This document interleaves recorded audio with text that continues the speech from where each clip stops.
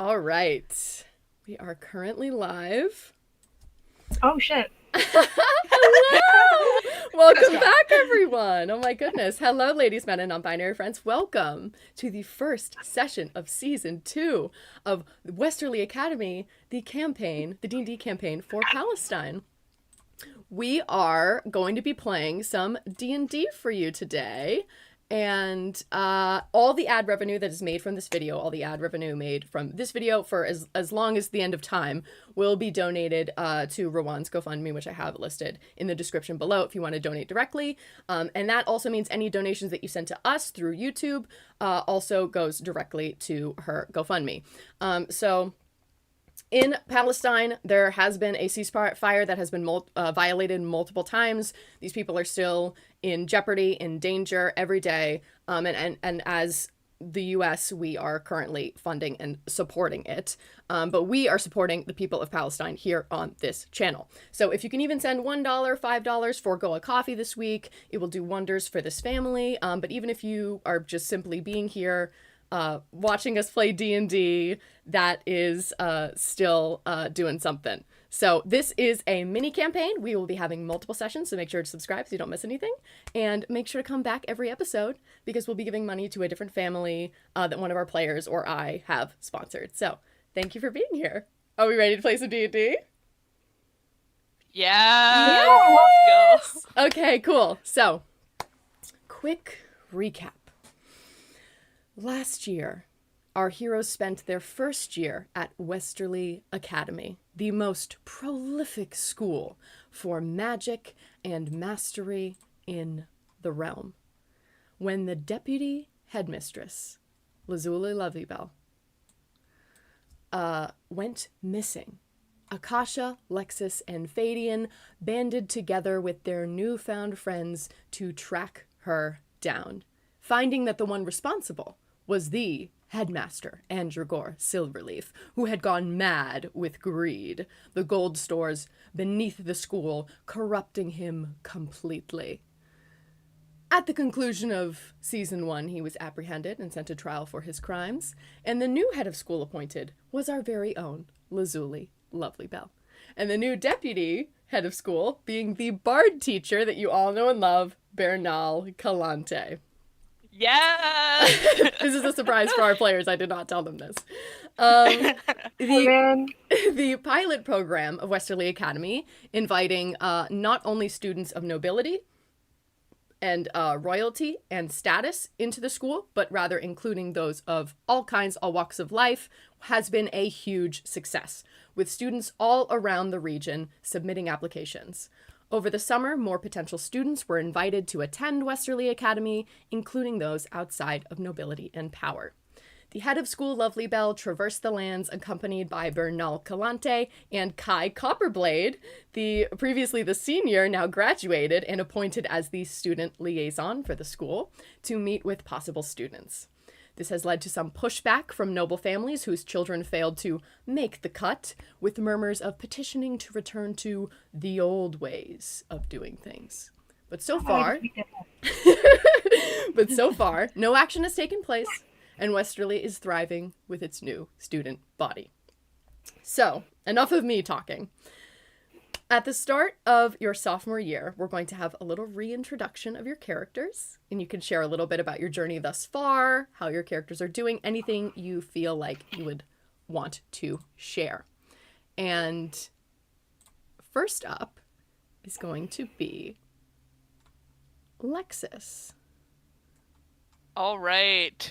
So, last season, Lexus Perplexus, the only daughter of the founder of Perplex, question mark is very important, Industries, entered Westerly Academy very reluctantly. She has a very distant relationship with her father, who is an extremely busy, callous, super hardcore capitalist guy who currently runs a big automaton business. He invented the Caesar salad, and But it didn't always used to be this way. She used to be very close to her father when they were both impoverished, living in a lonely cabin, and he was desperately trying to sell his inventions and make a life for his family. Upon meeting Akasha and Fadian, Lexus kind of opens up a little bit and also opens up to more rich people who had previously not treated her great, as being Novu rich because her family mysteriously came into a lot of wealth.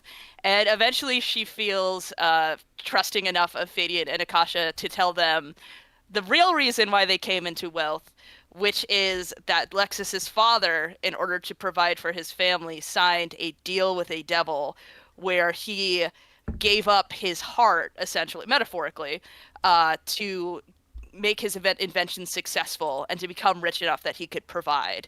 And this inspired Lexus to go on this whole journey to figure out how to break this pact. And in her research and trying to figure out how to make deals with devils, she eventually decided to make a deal with a devil that she could win. And she sought out, through extensive research, the archdevil of sloth, Desididian, Des for short, and got him to give her power without having to give away her soul by making a contract with so many terms and conditions he didn't bother reading it. And now she has helped in Fadian's quest to get away from her patron, and also to get that guy's son, Usher, who now has 3 warlocks. And at the end of last season, she was told by the warlock professor about a contract breaking ink that could potentially break her father's contract with the archdevil of envy, Nvidia. And so Lexus, I think this summer, has started researching that pretty extensively. She's been unfortunately forced to go to a lot more of these rich people functions, which she hates. However, she now has some new friends there, such as Akasha, and also she's been getting a lot closer to Galandri, one of the other students. They're still just friends, though.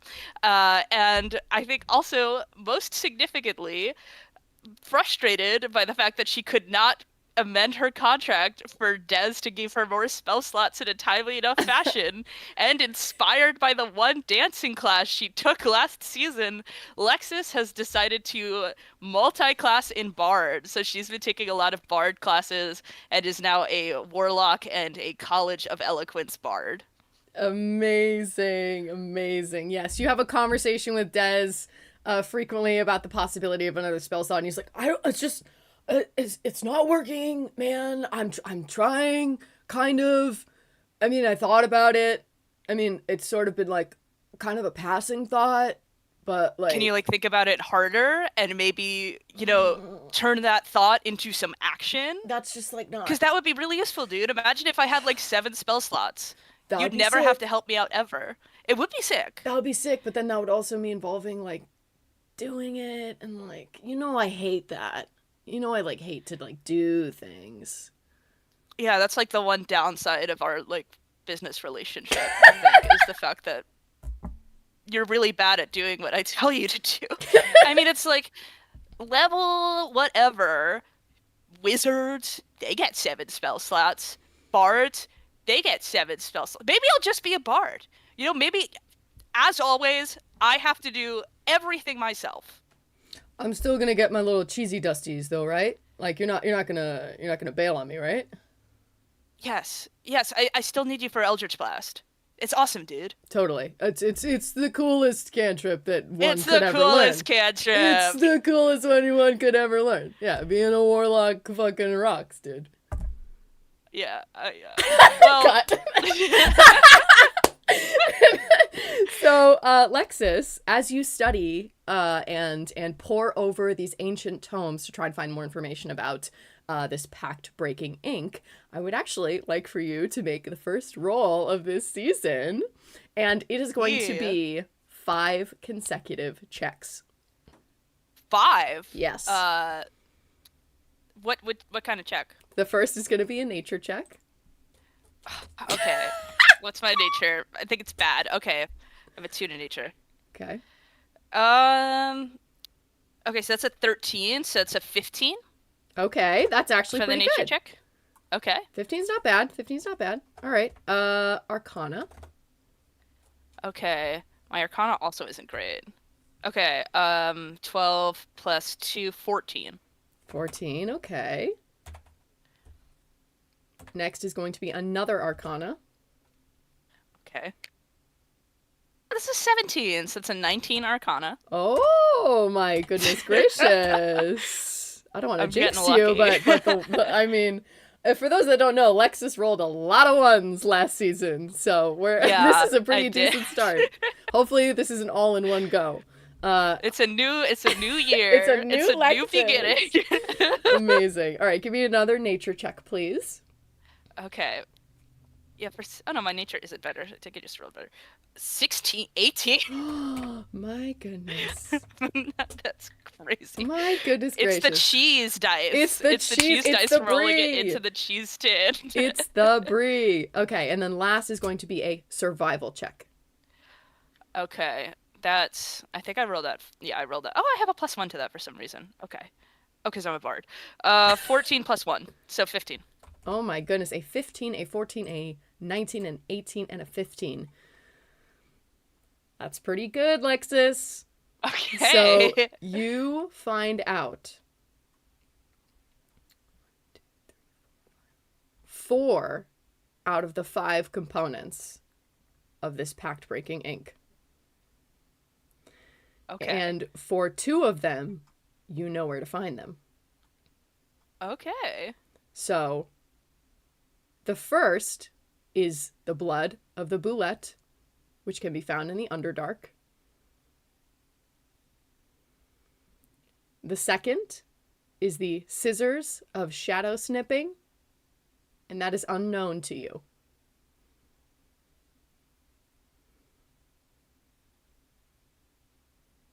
Okay. The next is a soul vestige from a wraith, and that is unknown to you.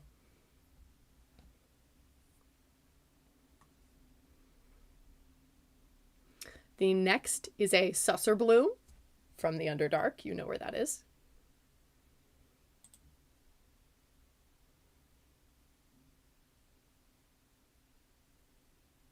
And then the last component is a flame from the Seven Hells, which is pretty self-explanatory. Oh, okay. Yeah. But you don't know which ring specifically. Can I call Des? Let's see if Des would even know. I'm assuming that's a no. Let's say Des. I'm gonna say Des is not privy to the arcane ways of warlocks. But yeah, so Des doesn't. You call up Des, and he basically there are so many types of flames you can gather from the hells that, with his limited knowledge of the arcane, specifically like crafting like potions and ink, which I guess technically is some kind of potion, that's not the kind of magic that he really does. He does the devil magic, right? So it could be any number of flames from any number of these, because they all have different uses and they all have different properties, basically. So unfortunately, Des is not going to be able to help you with that. But that is still a lot more information than you had previously. Yeah. Lexus is going to take out her little notebook and she's going to write shadow stuff, dark depressing realm, Shadowfell, question mark, exclamation point, It's question like mark, the Charlie exclamation Day, point. like the board with all the red strings, like the Pepe Sylvia board. Yeah, that's what her room at home looks like. Amazing. Okay, fabulous. So Lexus, do you spend your summer at home or do you spend it at Westerly? I spend her summer, I feel like she might split it. Like, I feel like she would have to be home for some things because there's like a gala or something which she is expected to attend. But I think for some of the summer she is in Westerly taking advantage of the more extensive library that's there, Mm-hmm. and also taking additional bard classes and hanging out with whoever's still hanging around at Westerly. Amazing. You get a little extra credit going on. You do a Yeah. couple extra classes with Bernal. He's very excited by your enthusiasm. You learn to tango. It's all very exciting. You do have to go to a couple galas, which is of course a huge pain in the ass, and you do end up seeing Couple people. brunches. Couple brunches. You do end up seeing people like Wireless Pearl, the That Triton fucking Prince. bitch. But on the upside, you do see other people that you've made friends with, like Athenia, Moonstone, the High Elf Princess, and you also see Winnie there as well. So you do have some friends there that you can sort of hang out with. I'm sure Winnie would also bring Akasha as a date at one point too. So there, Yes. you're not you are still in some of these places that you hate, but you are not alone. Yeah, that's real nice. Yeah. So you head back to Westerly in preparation for your mission to find pact breaking ink for your father. How does Lexus feel about doing such a laborious quest for someone who is barely around? Well, this has been like her entire thing. I think the fact that he isn't there enough is enough to build up in her mind. Like, when I do this, everything will change and my life will be perfect again. She's like, maybe we can have it both ways and I can have my dad back and I also don't have to go back to having absolutely nothing, and maybe Yeah. we can actually do something good with all of this money we have and use it to help people. And I think she's prepped herself for this. She knew it wasn't going to be easy. Like, she's looked over his contract a number of times. She is just ready to go. She I'm assuming has definitely filled out all the paperwork that would let her do like basically an externship instead of classes Yeah. for one semester and go on this quest. So she's ready. She's ready to go. Your love for your father and your desire for building a better world with these newfound powers that you have spurs you on. Akasha, my darling, you Hello? are up next. Oh my god. Okay, yeah. No, I'm ready for this. Definitely. So if you I just mean, want to tell us a little bit about your yeah. character and your journey that you went on in the previous season. Yeah, no, I messaged you a lot of shit.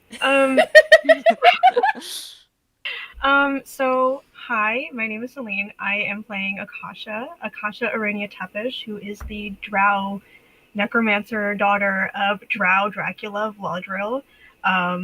She, in the first season, was kind of on this Rapunzel journey of like getting out of the tower and like essentially like meeting new friends. Like, she literally lives for her friends. Like, that's like her homegirls. Like, um, the first season, she trying to remember. I know it opened up in a carriage ride, and it was really silly with her dad. By the way, we're doing a Hotel Transylvania Dracula, nothing too crazy. It's not. he's silly, oh no. He But yeah, loves his darling little fruit bat yeah, very much. Yes. but he when she when she first steps into Westerly, she really doesn't know what to expect upon like everyone here. The first thing on her mind is, I want to make friends. And she does in Fadian and Kara and Winnie. Well, more than friends with Winnie, but and with everyone else. I do want to say that she would be at the functions that Kara is at because she knows Kara's gonna be there, and she's like, hell yeah, like, I'm gonna be there for my friend, and if anyone says anything, I think she has the intimidation to like be like, I'll kill you. Also, Lexus, not Kara, but yeah. Oh my god, I'm so sorry. You're good. You're fine. You're Oh, totally you know fine. what I meant. Yeah. Yeah. You know what I Alexis meant. is just trying to talk so much shit about other people to Akasha, and she's just like, and last year she brought like this ridiculous bag of holding and tried to pass it off as a Burberry. So we kill her. Well, I mean, if that would bring you peace and joy, I would watch and laugh. Yeah. She does bad Yeah. stuff. She owns a terrible business. Yeah, I think Akasha starts like getting her father out of like seclusion and herself out of seclusion, because I mean it's Dracula. He's just kind of sitting in a seat somewhere. Yeah, you spend your summer holidays. Yeah, how would you like to spend your summer holiday with Dracula? Sort of I getting him think out of his shell.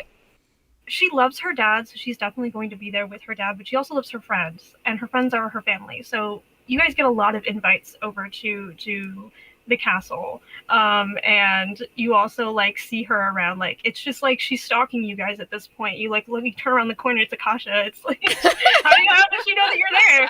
She knew because there was a flyer out. But she is getting her dad like out of the loop, and I think like with who she is and who her dad is, there's like a kind of a looming like intimidation with them. So like y'all have protection because I feel like the nobles see Akasha and Dracula and go, not fucking with that.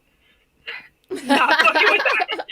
Yes, there is. Dracula does have this sort of looming presence over the realm, understandably, right?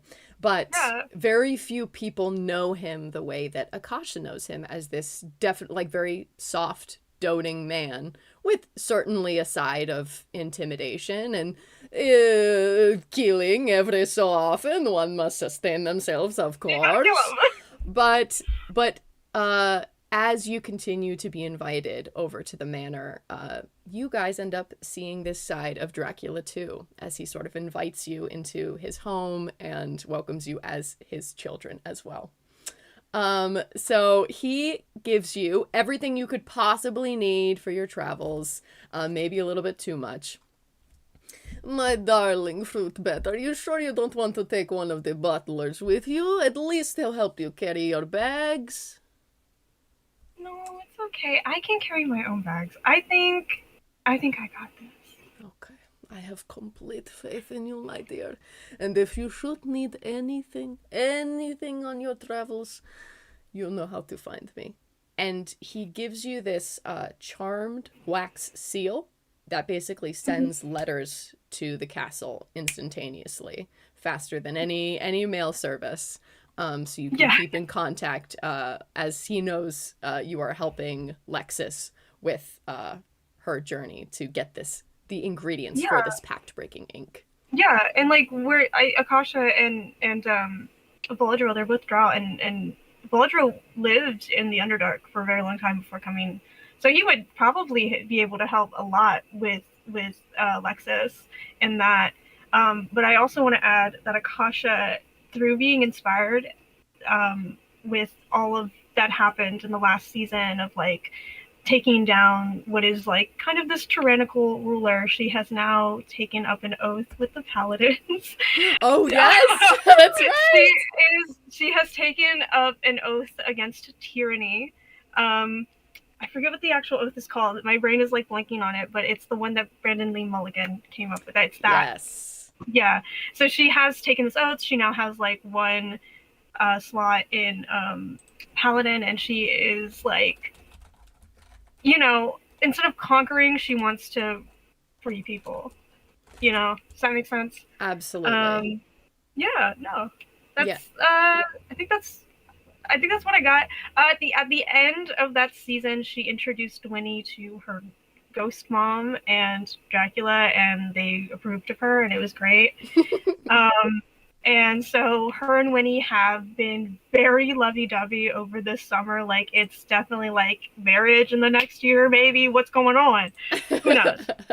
Amazing. I popped up a picture for Winnie so everybody can see. Our darling, lovely Winnie, our wonderful Drow Ranger. There's a fan art that I made of them. Oh my gosh, yes. I'll add links I have to it all of right that. here. Oh, also, I should have done this at the top of the show, but all of the links to all of our players are in the description. We have such a talented group of artists, writers, podcasters, content creators amongst this group. So feel free to give their stuff a little looky-loo, because there is so much talent in this room. I'm so lucky to be playing with these wonderful people. Wonderful. So let's move on to our dear Fadian. Let me pull up your little picture here, my dear. All right. So Fadian, if you could reintroduce your character and give us a little, I know you're so excited, a little background on what happened in the previous season, that would be great. Yeah, that a lot happened last season. So I'm Naomi. I play Fadian, who is a warlock, originally pacted with the evil devil Machiavelli, but thanks to Lexis and their amazing dealings with pacts and everything, like the fact that Lexus was like, oh yeah, I'm going to make this my hyper focus and going to make sure that you get free from this season. It was like, thank you. But no, Fadian is she's part of the pilot program, so she's pretty much someone that before Westerly roamed around the Feywild doing what not for what who, kind of weird, but here anyway, and I accidentally fell into that pact. So she still has the little glass berry that Lovely Bell gave her to be able to travel to the Feywild. And last season, not only did she get free from her pact and is now pacted with Des as well. So pact buddies.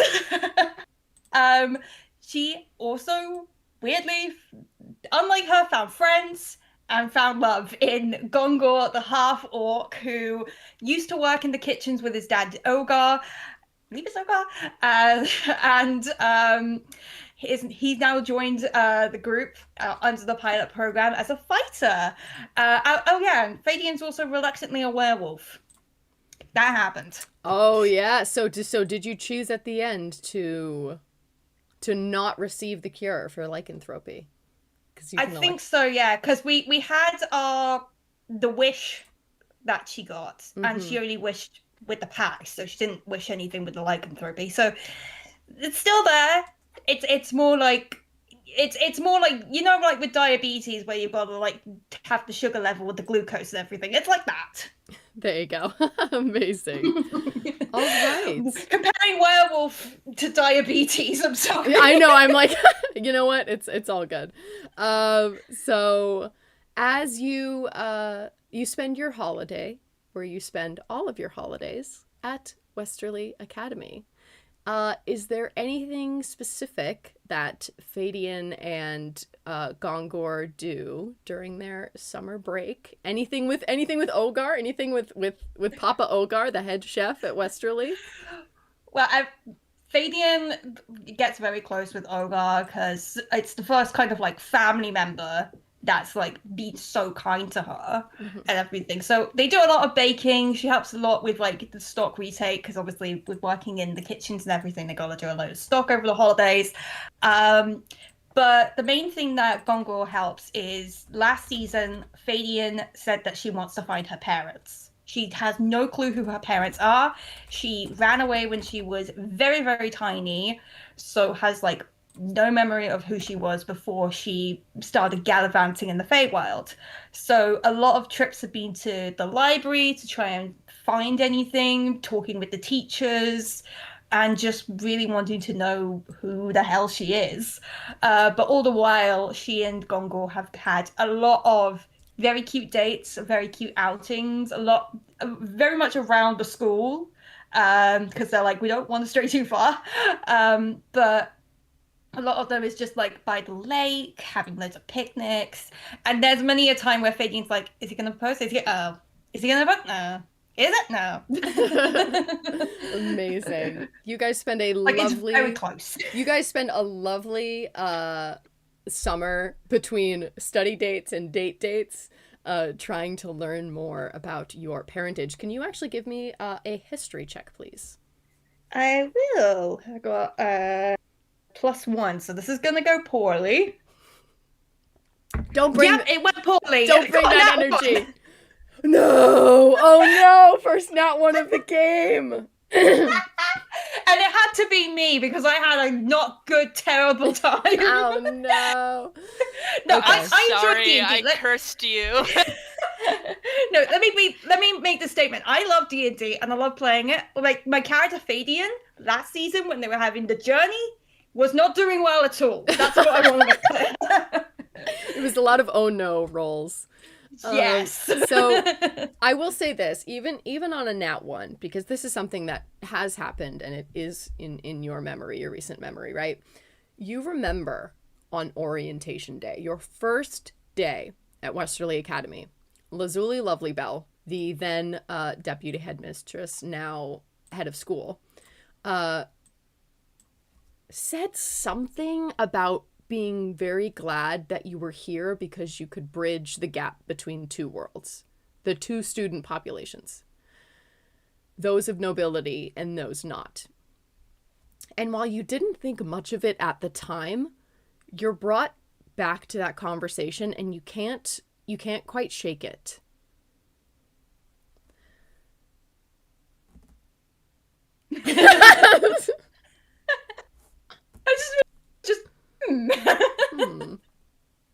Do you go see Lovely Belle or try to get more information on that?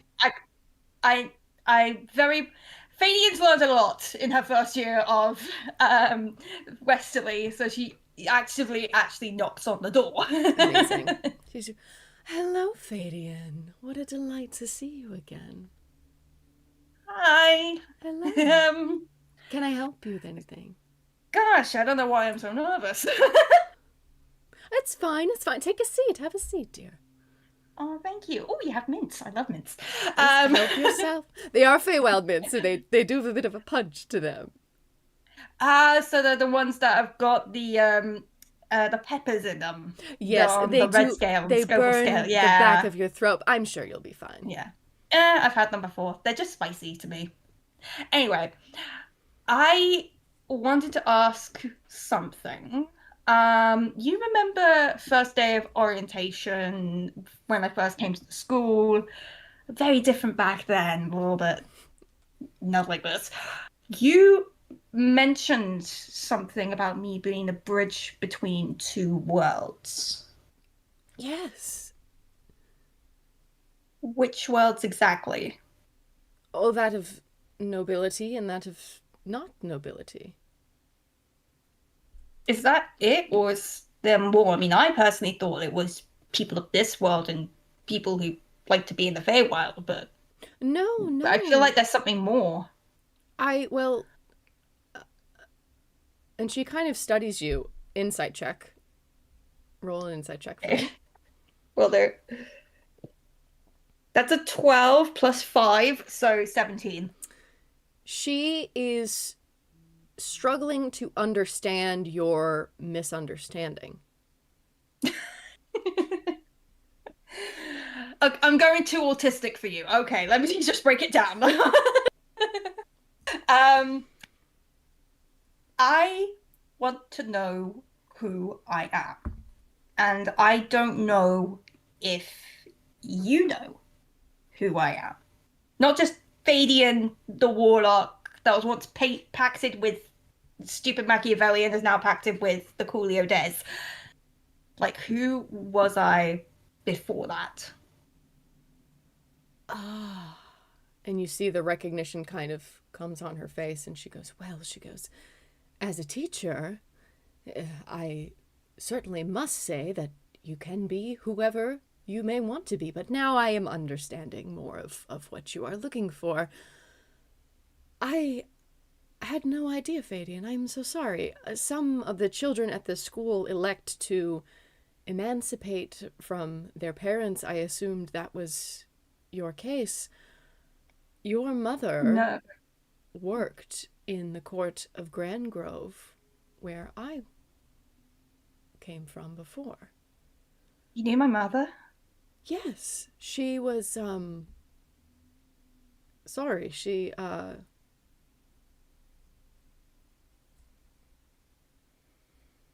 What is it? What? Please. Oh, hello, dear. Do you need something?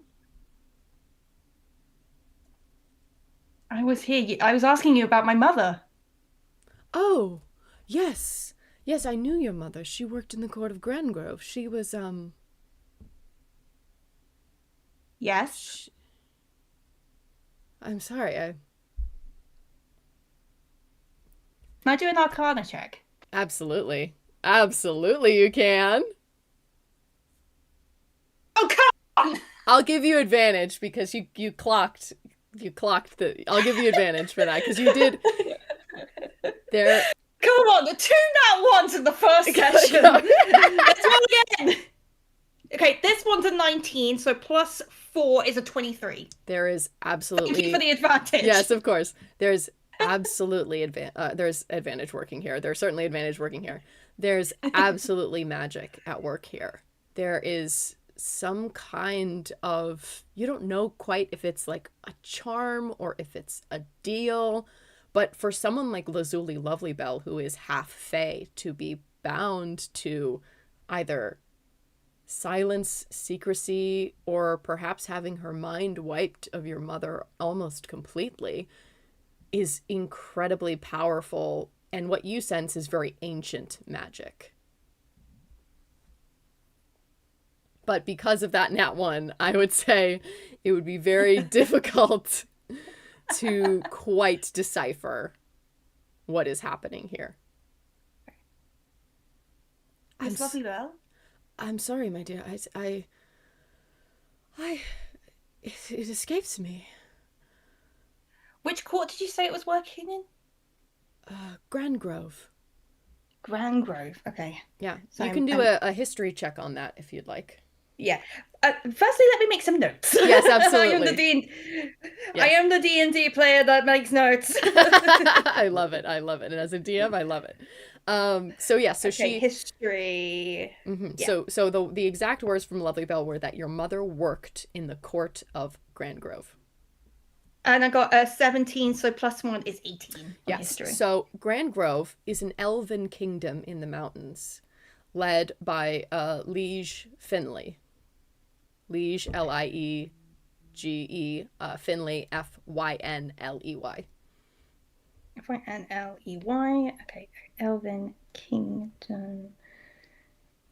By Liege Finley. Okay. Mm-hmm. Yes. So you gather that information. You have this newfound path before you. How does Shem Kim? Sorry, our front door is like in a very weird spot. Say hi to Shem. Hi. Hi, witches. Thank you. Finally, someone recognized. So where was I? Yeah. So, how does Fabian feel about this newfound information? Shocked, honestly. Like, she had been looking so much into the books and everything, trying to find who she was. Like, even going into like the boring stuff, like all about like family trees and ancestry and all the things she really hates, because like Lexus, she's not a fan of those being like, well, my father's father, mother's cousin, that kind of thing. But it was the only thing she could think of.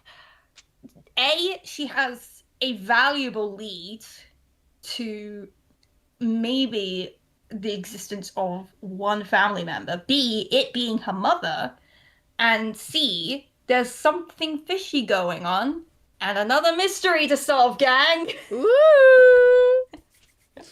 Amazingly, your group is together in this room for the first time. And you see Bly the cat in the rose suite. So eager to see you. Very eager for more salmon if any of you have it on you. Would you have thought to bring salmon for Bly? Lexus actually has some caviar that she stole from her family's kitchen, and she's like, you're the only one who deserves this, Bly.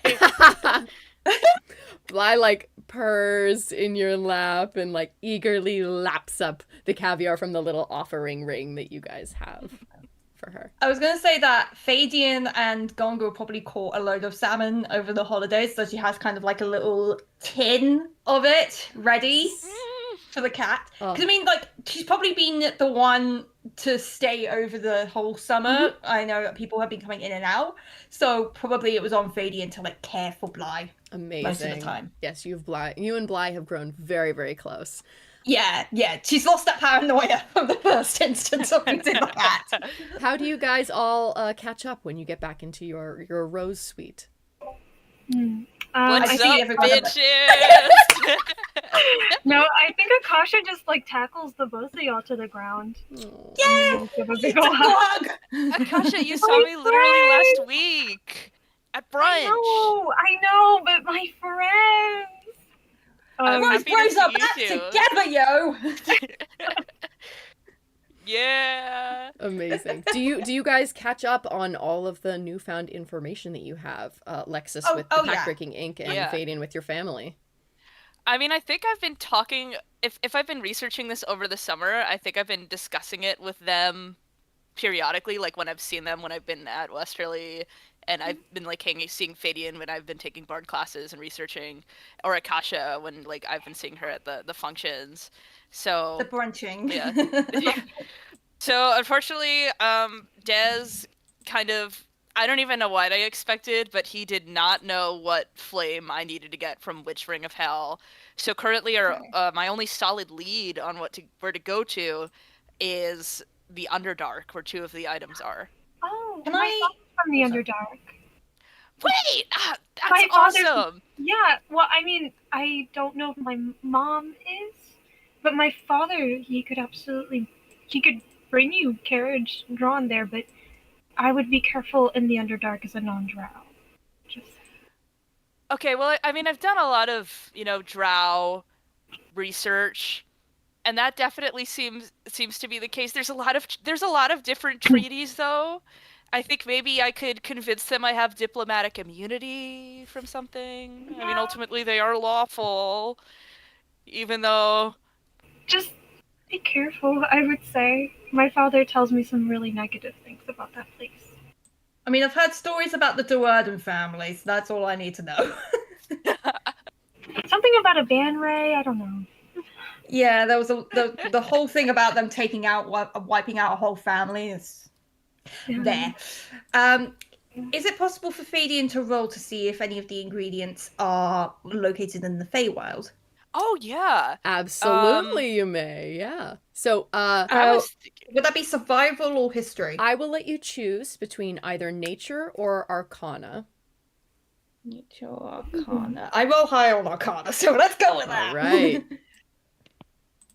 Okay, that's a 9, so plus 4, that'll be 13. Lexus would actually like to give Fadian bardic inspiration. Our Unfortunately, that's bardic inspiration. That's a 1d6, wait, is that right? how you use it? Yeah, it's 1d6. Okay.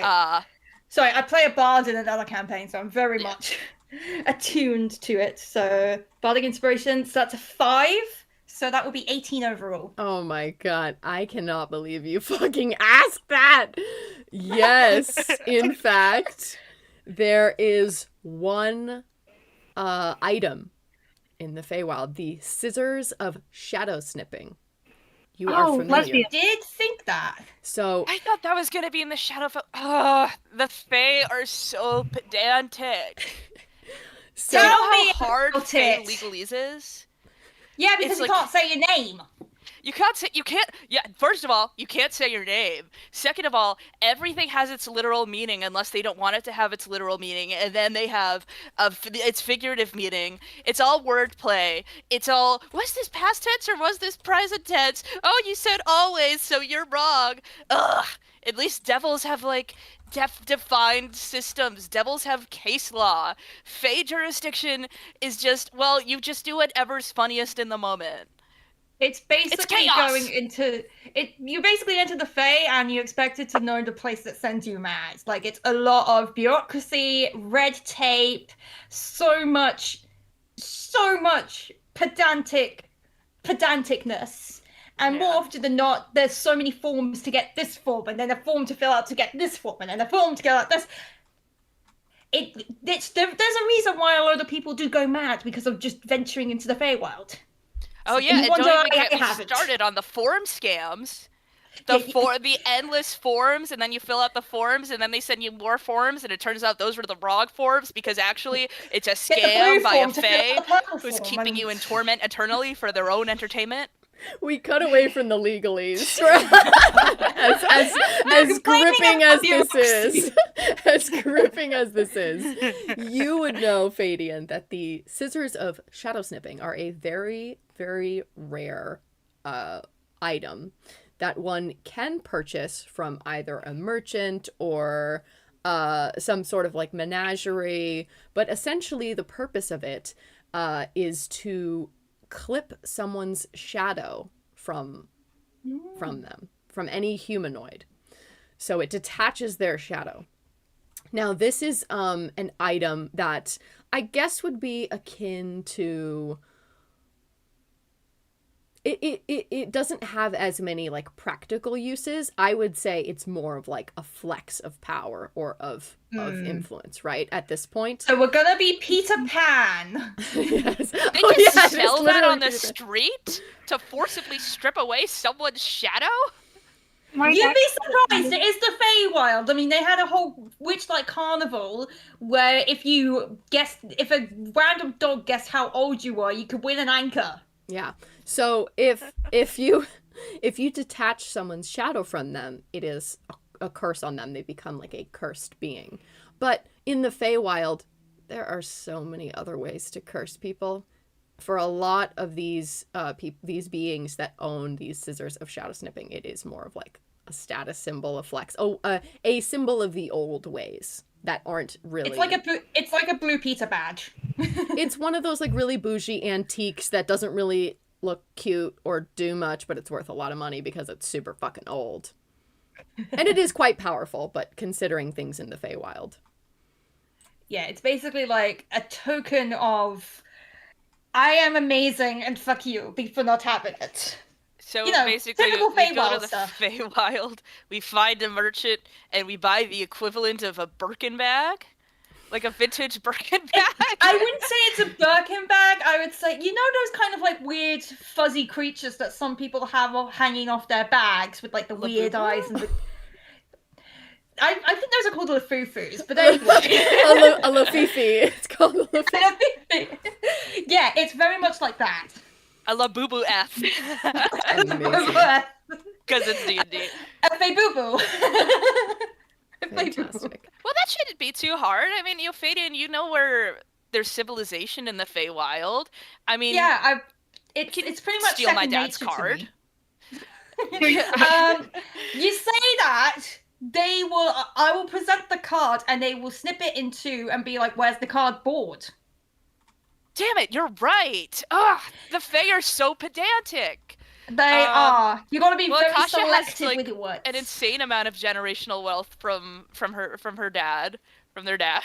So like See, we have enough for something like funds. that. They wouldn't ask for money. They would ask for something of equal value that's not gold. Oh, the bartering system. So what, like an indeterminate favor that you could then have to give them like 10 years down the line, and then it's like, kill this guy. It's merchant dependent as well. So like one's value in like the scissors could mean something else to another merchant. It's one of those things. Yeah, I mean, you know a lot about how Fae love to trade in things like memories. Things that don't have tangible value necessarily, but they have power and energy within the person themselves. And in that, the Fae can derive that power. So, a treasured memory. I mean, time. Like, there's all of these sort of amorphous concepts that do have real value to the Fae. But again, very, very high price. I mean, why do you think I barely have any memories of my childhood? I had to survive in the Feywild. Had to sell my memories. You sell away your memories for like chicken nuggets to feed yourself? Yes.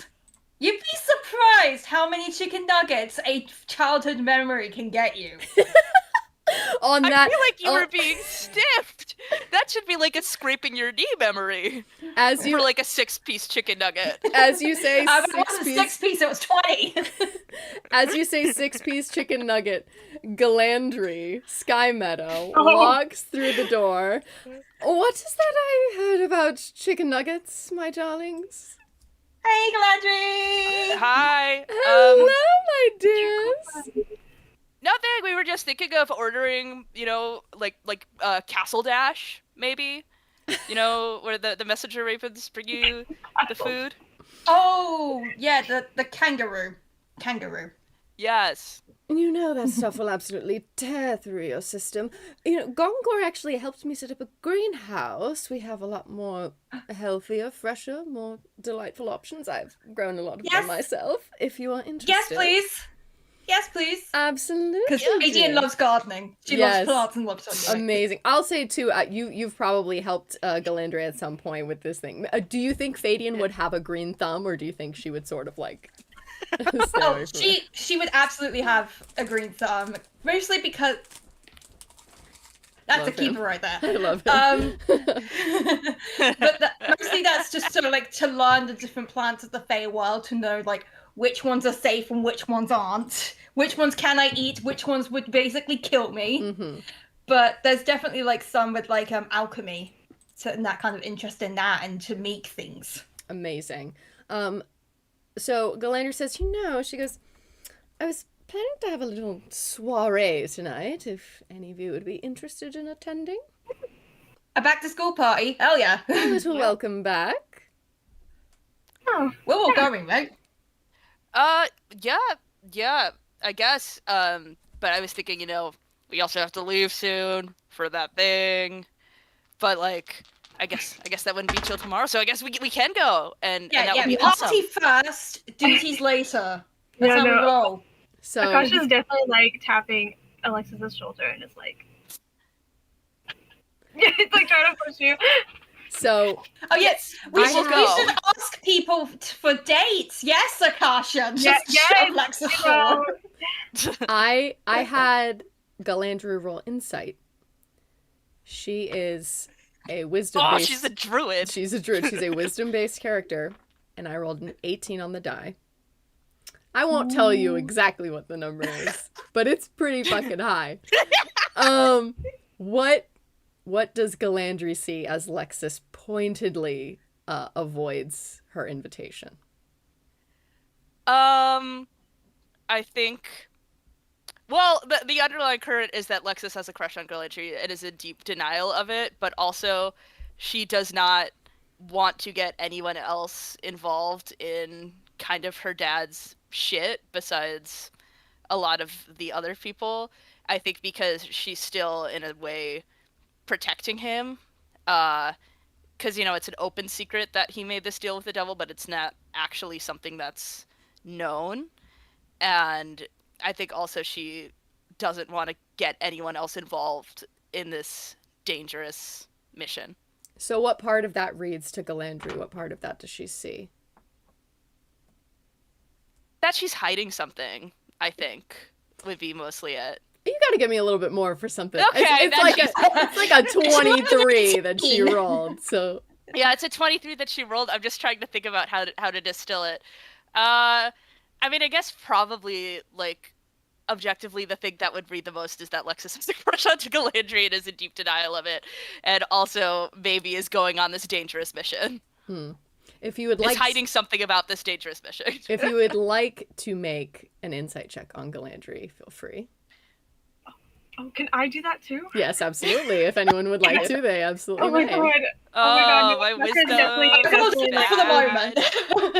What's my insight? My insight is a +1. Where's my insight? Oh, I got a 17. +1, 18. That's very good. Anybody else? Yeah. I have 21. I got 21. And Radiant's still got her mind about the scissors, so perfect. She's just blank. Perfect.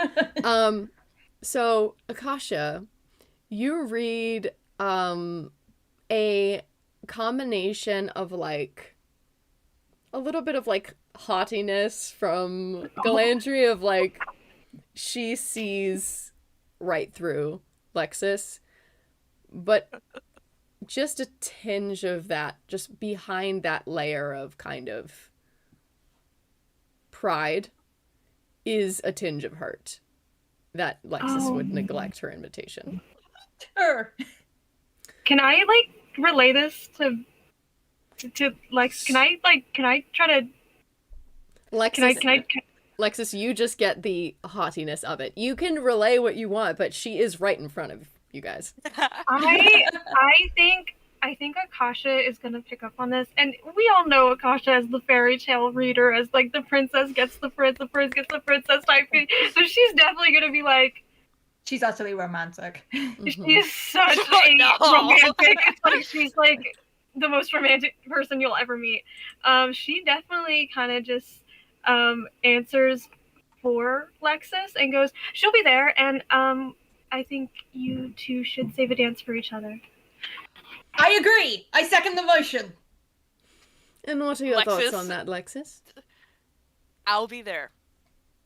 And And you will I see do need to practice my dance. I've been working on the Water Divan Tango this entire summer. So, like logically, that would just make the most sense. And you Someone are say also a water good divan? dancer, like actually a wonderful dancer, and so you would test my skill. So, I will be there. I think it will be fun. Good to know that I'm a logical decision. And she leaves. Okay. Yes, good mortal interaction then. Akasha? Guys! Yes. Akasha, we need to do recon on this because it's very clearly Alexis. You have no game. Come on! What game am I playing? She's my friend, and I don't want to get her involved You guys in like this each other. crazy shit that You we're like doing. The game we're playing is called Take Me Out. You need to take her out. Listen, guys, I don't have a thing for Galandry. She's just like a really nice person who is also nice to look at, but don't you want that in a friend? Because you have to look at them when you're talking to them, which is also like very nice. Buddy, Perfect. even I know you fumbled the bag by saying you made a logical choice. Listen, guys, I can't be dating right now. With my fucking life, what am I gonna do? Like, when I have to introduce her to my dad? One, he's not there. Two, oh yeah, the rumors about him are right, and he sold his soul away to an evil mythic bitch who is the actual archdevil in hell, and he's bad. Hey, I'm dating Gongor and I've got no parents. Yeah, exactly. You don't have to do that part. You could always just be vulnerable with her. Yeah, that's very true. That the success, the secret to a successful relationship is communication. Well, maybe the secret to a successful relationship is also not starting one on the eve of a quest where we will have to go to at least 2 very dangerous locations, or at least I will have to go, because honestly, I love you guys, but this is my shit. Hell no, you are not going into the Feywild without my supervision. That is not happening. Okay, I figured that would happen, but you guys are willingly signing on to this, and you know everything, and to help ease your mind, let's make a written contract that anything that happens on Lexis's adventure that we are going along, they bear no responsibility for our harm or anything that does happen to us, and it is our own responsibility. You guys would sign a waiver for me? Absolutely. Yes. Okay. Also, I was raised by an impaler. You think someone can take me out? Well, someone clearly has, Akasha. Well, I think I haven't seen you and Willie canoodling at all the galas. I mean, that's my point there. Willie accepts. Someone could try to, hurt me. I know how to handle myself on a battlefield. I mean, that's the point there. Winnie accepts Akasha with the fact that Dracula is their father. Well, What's I wrong with will try to be more open, but I can't make any promises. Calandria hasn't signed up for any of this. I haven't, we've talked, but I've joined us last year with the whole finding. Yeah, that was like an overnight field trip, comparatively. Okay, but that was like longer. It felt more like 3 days. I mean, I'm gonna bring Winnie with me to the Underdark, so we have more. You are? Yes. So we have Winnie is a drow. Winnie is a drow. She would definitely help. We're both drow. We could help you out, and if push comes to shove, you guys may have to pretend to be our slaves, which is not great. Yeah. You're gonna be a drow. I mean, if I brought Gongor along, it would probably cause a lot of complexities, because I know that they claim it's a matriarchy, but it's not a matriarchy. It's a weird female-led patriarchy system. It's confusion. They're using the tools. They're claiming to be changing the system of violence, but they're using the same tools as the patriarchy. Yes. Yeah. Just like the Labour Party. My father can absolutely fill us in on most of the stuff to do with the Underdark, especially when encountering Lothswoon Drow. The Selene are not as bad. I would know. I'm part Selene. But okay, so just to clarify, you guys were both fully planning on bringing your romantic partners to this deadly, dangerous quest to save my dad. No. I'm not bringing Gongor. He's staying here where he's safe and When he's a can ranger. have head pats. He's a fighter, but remember he missed out all of last year, so Yeah. he's staying here and he's getting head pats. That is it. He gets head pats and forehead kisses. That's all. Yeah, we know Winnie's strong because I built her fucking character sheet, so you know that she's. That's true. Winnie would be Oh good my in the God, Underdark, Winnie I was- swear. Yeah, I actually have no objection to that. Winnie is a beast. She could kill us all immediately. I fully believe she is making her own decision in this. But maybe you should Okay. bring. I'm sorry, I'm blanking on her name. What's the name? Galandry. Galandry. Galandry. Maybe you should bring Galandry. I'm just I saying. mean, Druid's fucking What? powerful. That's true. And I've had to make a lot of nature checks. And we maybe do need somebody with a little bit more healing capability. Oh, if yeah. it's- We're all quite squishy. I only got We one are level to build in. exudably squishy. I mean, the way Gongor hugs me, he calls me his little squishy guppy. So that's too much information, isn't it? I'm gonna yeah. go.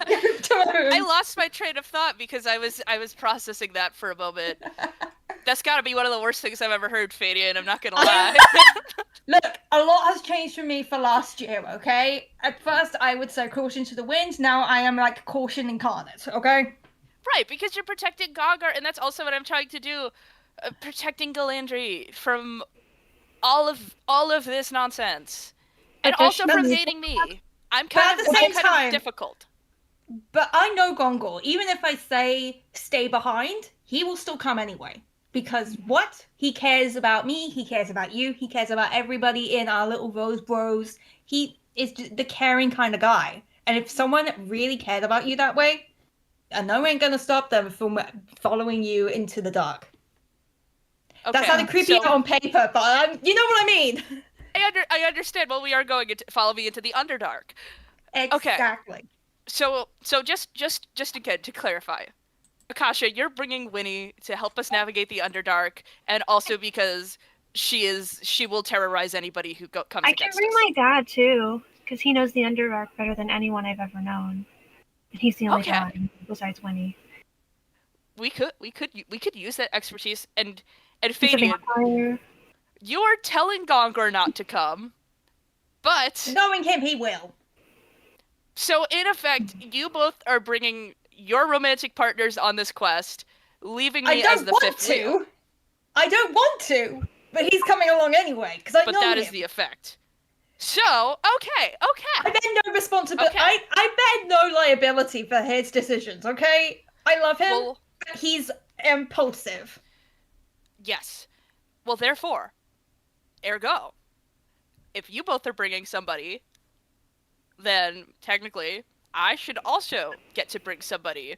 And so therefore that is a logical reason for me to invite Galandry to join our quest.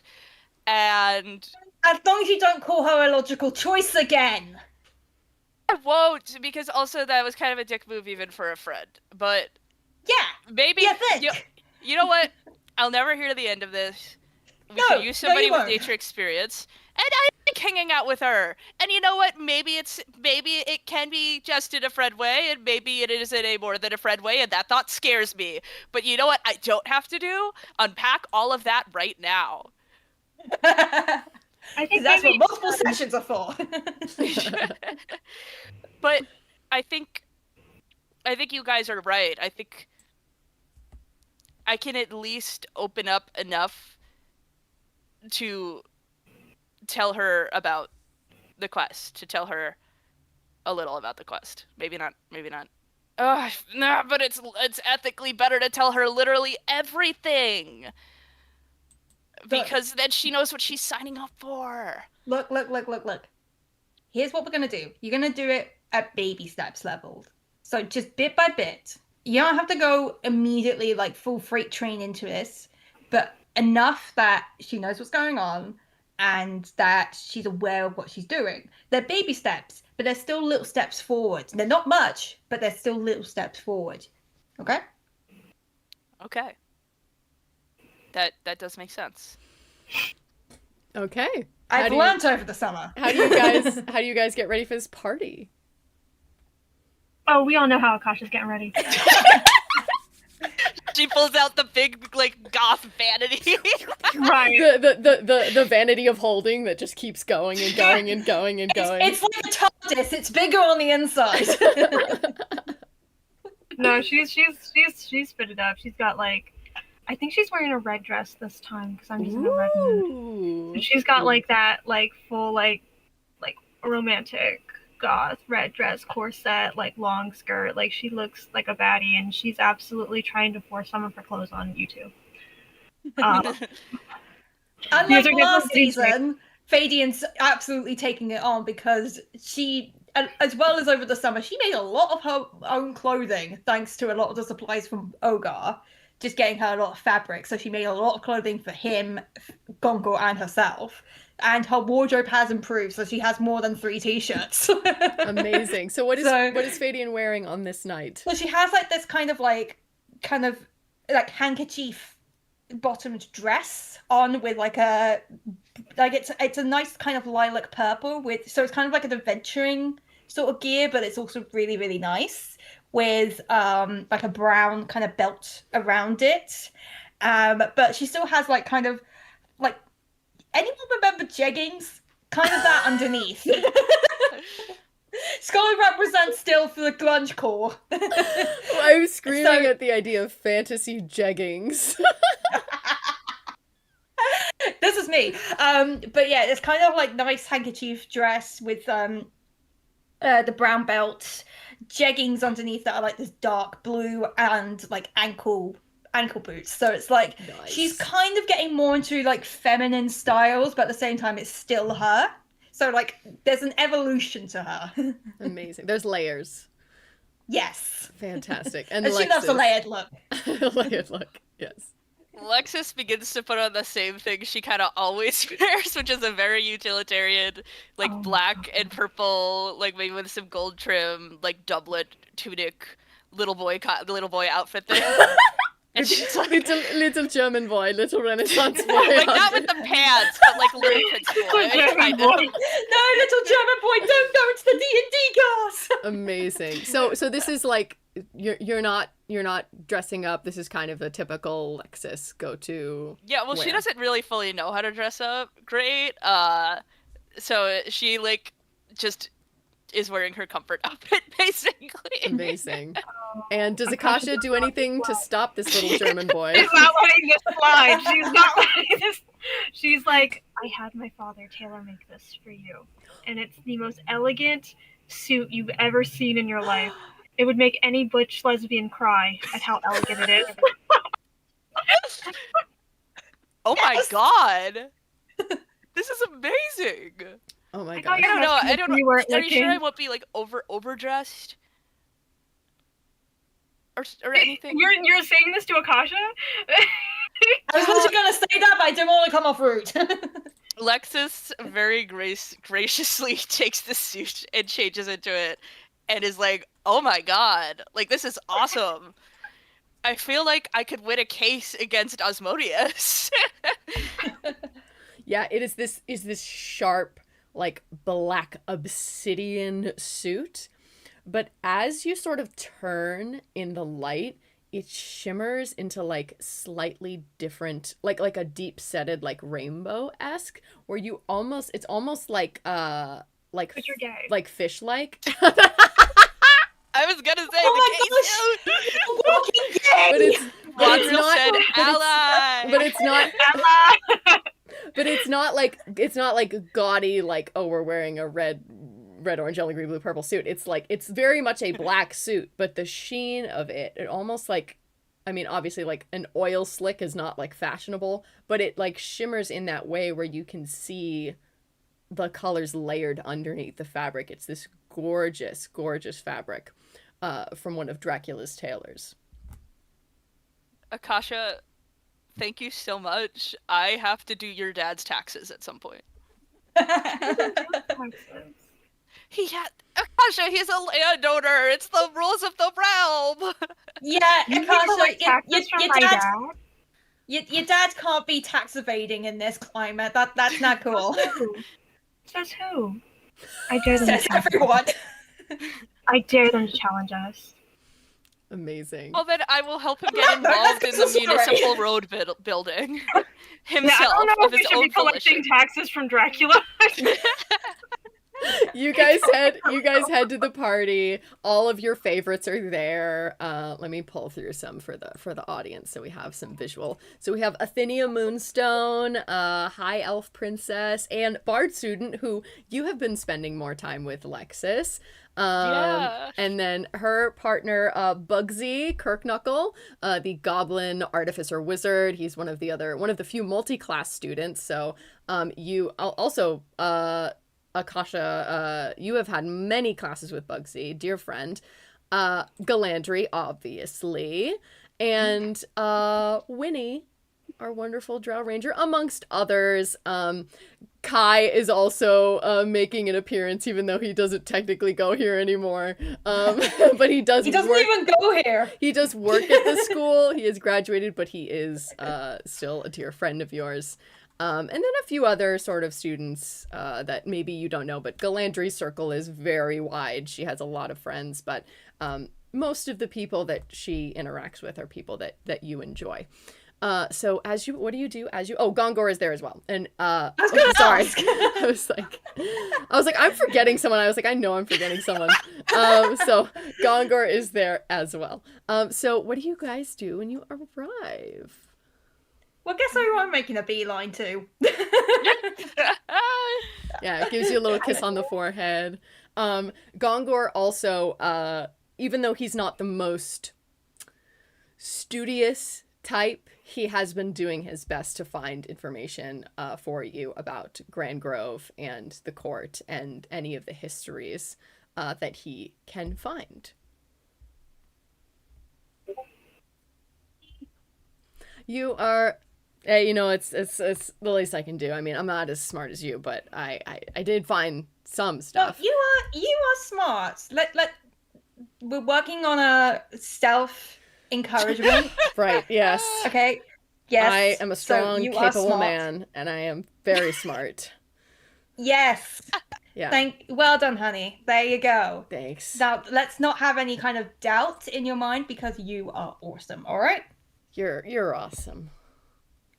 Awesome. Are you and then he gets quiet. He goes, Are you guys ready for your trip? Which trip? The one There's multiple. The one for Lexus to do the quest, the whole thing. Let's wait until they talk to Galanji about that, okay? Oh, is there drama? What's the drama? I'll tell you the tea. Gogger's like so girly pop. I am incapable of either the men that truly I am truly incapable of writing men that either are villains or girly pop. There's no in between. He's so girly pop. He's either one of the girls. It's either the guy that genuinely loves his wife or it's like literal villain. But anyway, so Gongor... Gongor's a good wife guy, not a nerd farmer. Right, exactly. Put that on the record. Yeah. So Gongor leans over, he goes, I have like an old family friend that he's this recluse, but he's a portal wizard, and he's able, if you guys need to go to the Underdark... What kind of portals? Is it Mr. GLaDOS or something? Like, does he work at like an aperture? No, he kind of just lives in this old shack, but he's a really nice guy. When my dad and I were put in a really tough spot, there was some bad shit that happened before we got to Westerly. He was there for us, and he put us up in his place, and he's a really good guy. I promise. You can trust me on that. Well, I'll definitely relay that to Lexus. They'll be ecstatic to hear that. So, thank you, honey. Of course, yeah. You want a drink? Absolutely. All right. I guess he gets you a drink. And then Akasha, you see the lovely Winnie, sort of perched against the wall, looking at Galandry, and she has some lovely elven wine. And the minute she sees you, she makes a beeline, and she goes, oh, hold on, let me pull up a picture for the people. She goes, "You look absolutely ravishing, my dear. My goodness. I am absolutely floored by your beauty at this very moment. I have thought of you day and night. This color looks fantastic on you." I think Akasha just kisses her. Oh. They've just spent like the entire Akasha's happy, like really, really happy to see her. So she's like, we may have to babysit a little bit, and she kind of like eyes over to Lexus. Oh. What has been unfolding? Lexus has a crush, and I'm trying to get her to, do the thing. Oh, on who? And she, I blanked on her name again. Galandry. Points to Galandry. Me never remembering Galandry's name for some reason. it's so funny because like there are so many names, and you do remember all of them, but for some reason Galandry just slips through the cracks. I don't know why. Yeah, but she's like, she makes a Galandry. motion, and Galandry likes her too.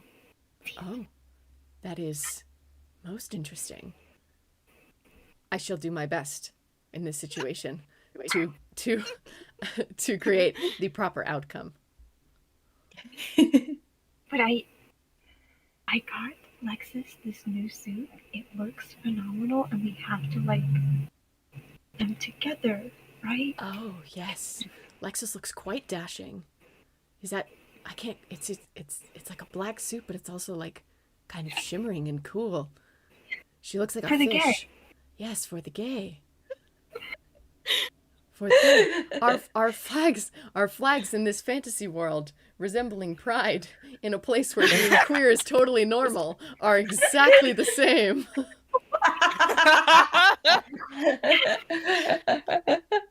I think after equipping Woody as like an accomplice in this, You can count on me.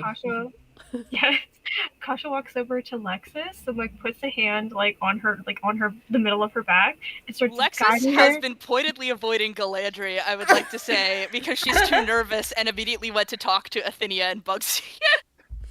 I think. Yeah. Why can I just imagine like Lexus trying to hide behind Bugsy, and it's just like this so short. Like, so Bugsy, do you have any more patents you want me to write? Also, from what I understand, Lexus is so tall. She's 5'11". Yeah, that's Lexus, why it's the complexity. Like, it's just like this is the first person that she thought to hide behind. Aside from Gongor, Lexus is the tallest person in the room. Like, there's no hiding at all. No other people are above or like 6 feet. Oh, I guess it's a lot of like feminine presenting people. So that would be why. And goblins. Yeah, like. No, Akasha. It's just a hilarious dynamic.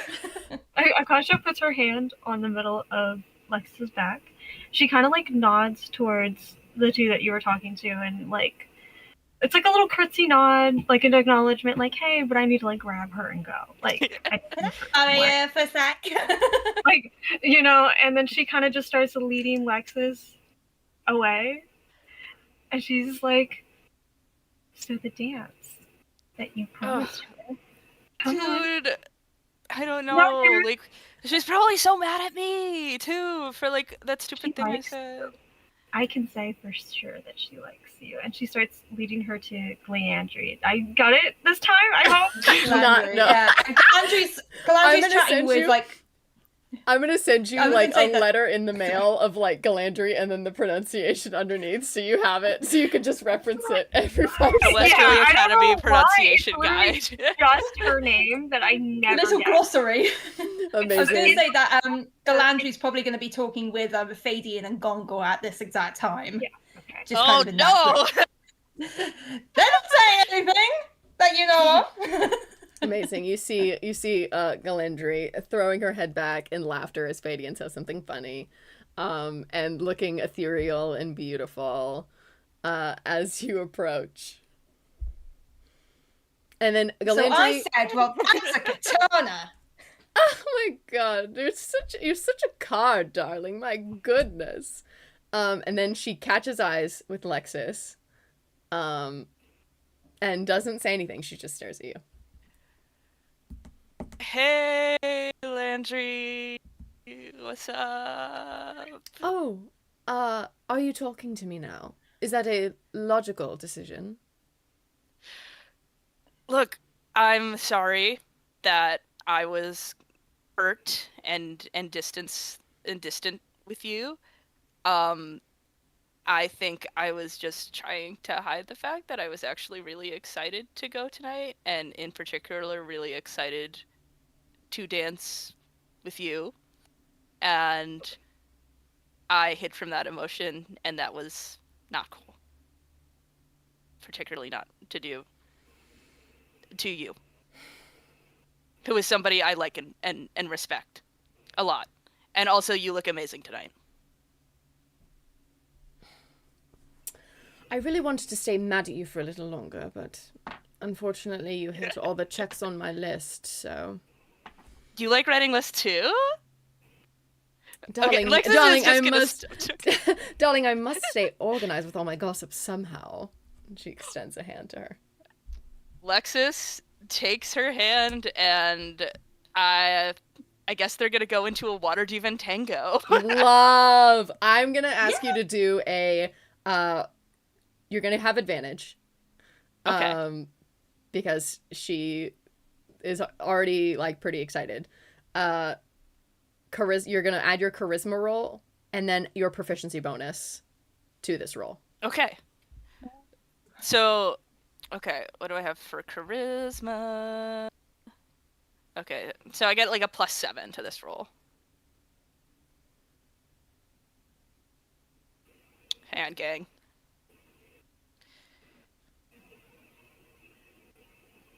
Oh my god! For a second there, I thought you were showing up the 2, and I was gonna go, no, not the 2 crew again! Oh my gosh. I also thought it was a 2 and I was about to scream. I was like trying to contain myself. Oh my gosh. How do you absolutely, physically, and metaphorically sweep Galandry Sky Meadow off of her feet?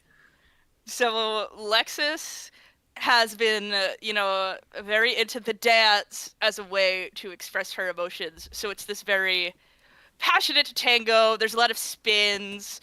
There's a lot of...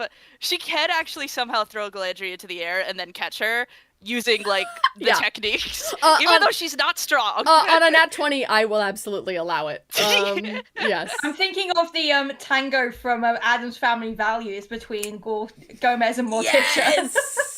Oh my gosh. So good. And We'll then... send it your way, so you can see. And it basically, like, everybody's looking at this, the music is lively, and then it ends in one of those, like, deep dips. Yes! Yes! Insight check. Please tell me she's flustered. I want to do an insight. I need flustered Galandry. You could do an insight check as well, Akasha, if you would like. I want to do an Okay, insight so that's a 10 plus 1, so an 11. That's a 7 plus 5 for me, so that's a 12. Okay. Give me a second. I did not roll great, but... I think we're all just taken aback by these amazing moves. You said 2 crew, and I think you cursed me. Oh no!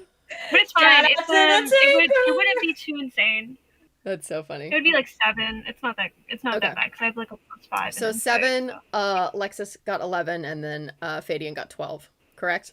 Yeah. Okay. Yeah. So Akasha, I think you're just so excited that your plan is working, and you're just like really giddy with Winnie in the corner, just like watching your friends dance and hoping that they fall in love.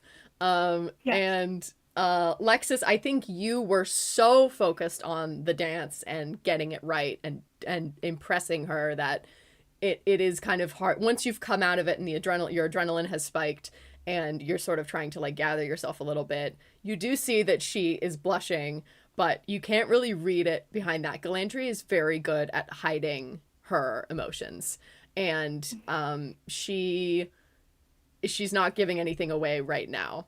And I think Fadian very similarly, and I'll say like you maybe can't even read Galandri's expression because you're so much further away. Like Lexus is like so close, and on an 11, that is what Lexus is able to tell. On a 12, where you're further away, I'll say you can't really read much. You don't quite know if this landed or not, but it seemed really cool. Yeah, I just basically like kind of tug at like Gongo's arm, just going like that, like this is happening. You, I think, along with Akasha and Winnie, you're just really excited. And Gongo's just like, wait, what's happening? Oh, that, yes. So Lexus, do you keep Galandri in this dip, or do you eventually bring her up? For like a moment, and then I help her up, and then I'm like, that was really, really cool. You're an amazing dancer. Thank you. I know. You're quite talented as well, my darling. Thanks. I've been working on it, with like the warlock thing and the only 2 spell slots. Needed to find a way to get more. Yeah, Thynia has told me you're taking more bard classes. They look rather fetching on you. Why? Thanks. Yeah.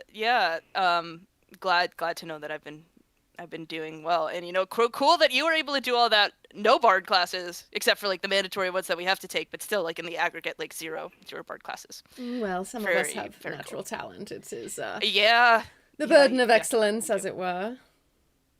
Yeah, I'd say you definitely carry that burden. So, and then I'd like to kind of like pull her, maybe so we're not in the center of the room. I have a question for you, and you can say no. I want to make that very clear. I don't expect you to go along with this at all, and I want you to know about what you're getting into. But basically, the extent of it is that my dad is in trouble, and he has been for a really long time, and we are going, Akasha and Fadian, and then by extension, Winnie and Gonker are most likely going to go along as well, are going on a quest to get these items to save him, basically. And it's very dangerous. We know we'll have to go into the Underdark and the Feywild in particular. But I was wondering if you maybe also wanted to come along.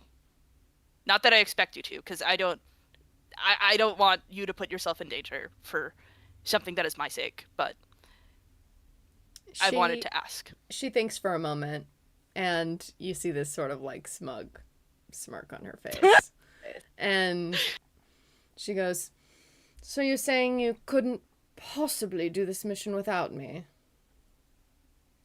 I think that's extrapolating a bit. I mean, I'm telling you, I'm giving you the choice. If I couldn't possibly do it without you, like, I would try to influence that in some way, you saying yes. Your words. But I would prefer it if you were there. Huh. Can we go with that? It's a deal. Okay. Usually I put these in writing, but at this moment I trust you. And I just shake hands. She goes, "Well, if you'd like it formalized, I'm more than happy to accommodate, but someone's going to have to get your sorry asses off the ground." Yeah, that's actually literally why. That's a pretty big reason why we wanted to bring you, because you're capable and stuff, and we're squishy, helpless wizards. But I really appreciate it, especially because you kind of know who my dad is, and I appreciate you signing up to do something that will help him. Darling, I know who everyone is, but nevertheless, I'm happy to be by your side in this, as it were.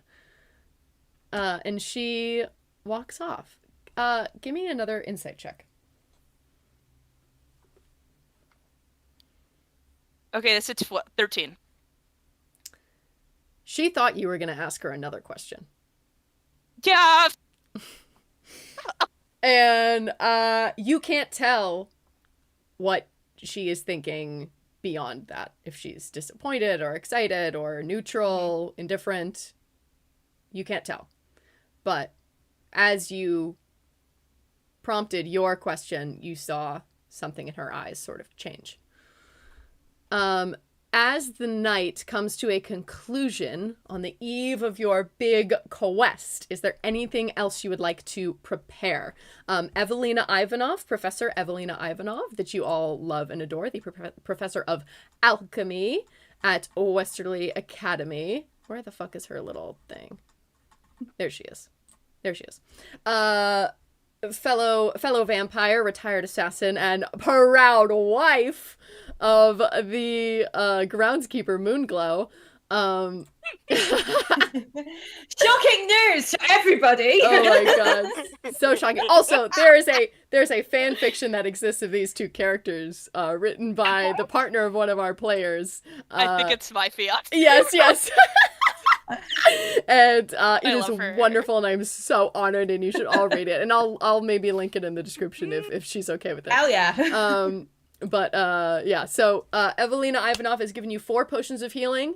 They are each 2d4 plus 2, I believe. So wait, how many potions is that each? That's 4 total. 4 total? Yeah. Individually or to spread out across all of us? 4 across all of you, so there's 1 each and then an extra. Gotcha. Magic Okay, pockets. Magic I'm just pockets. adding. So yeah, so adding 1 to the. So feel free. So each of you can get 1, and then whoever you want to carry 2 can have 2. Okay. Who do we think is most likely to need 2 potions? I will say the person with the lowest armor class is probably Akasha. Oh. Yeah, Yeah. gotcha. So I it's guess yeah. So it's just a standard healing potion, 2d4 plus 2 hit points, and you roll for those when you take the potion. And you take it as a bonus action? Yeah, we're doing Baldur's Gate 3 rules here for sure. All right. Healing potion as bonus action is yes. Is it possible that Fadian could see Ogar and see if they can get any kind of like food for the road? Of course, yeah. So I'll allow you to when we're doing like food in D&D, and especially in a place like the Underdark where there isn't a lot of food, I'll say that you guys have enough for your journey. I'm not gonna make you like count fucking rations or some shit. That's so fucking boring. This isn't Skyrim. So yeah, so if you can go to Ogar and you can get like little he packages them up. He puts like little notes inside for each of you, like you got this kid, or like proud of you, or like keep safe, like for Gongor, it's like remember to shower, like things like that. Like you are the best, Ogar. Honestly, honestly, I've never had a dad before, and you're like the closest thing to a dad. So. Oh, kiddo. Well, you know that's real nice to hear. I've. Sorry. No, it's all right. I've so enjoyed this summer that you've spent with us, and I think you're really good for my little boy, and I really appreciate you being around. You and all your friends have just been wonderful. You're a real good influence, and yeah, I really appreciate you guys. Anytime. And kind of speaking on your son, has he mentioned anything in terms of like, I don't know, future endeavors, getting down on one knee, jewelry shopping, the like? Oh yeah, well, he is quite the romantic. He gets that from his dad. I'm not one to tell, but he's pretty crazy about you, kid. And that's so all. You won't give me spoilers. That's all I'll Dang say. it. That's all I'll say. I'll deliver all of these like lovely, like.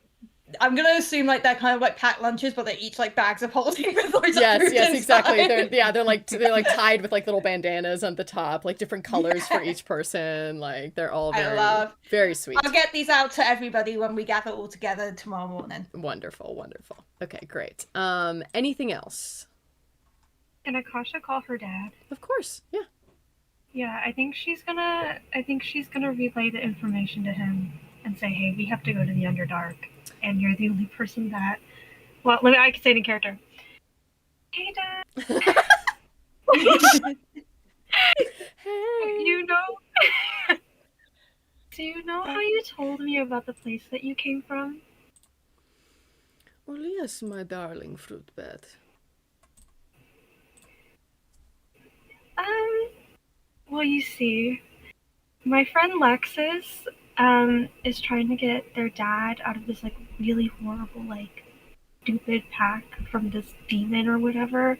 Like, real nasty guy. And one of the ingredients is in the Underdark. I see. Do you recall the ingredients that you are looking for? I might need a reminder, actually, just out of character. Yeah, so there's two. So it's the Susser Bloom and the blood of the boulette. Okay. We're looking for the Susser Bloom and the blood of the boulette. Oh yes, the Susser Bloom. You must be very careful around this one, my fruit bat. It will siphon your magic from you. Be very careful. I have many scrolls and maps that I can send over to you via our very charming wax seal system. The blood of the bullet may be more difficult to track. It is a burrowing animal by nature. It is hidden most times, but I believe I may have a ranger guide or something somewhere around here. Let me check through my library and I will send over anything of note to you, my darling. Thank you. Of course. Kisses! Mwah, mwah. Mwah, mwah.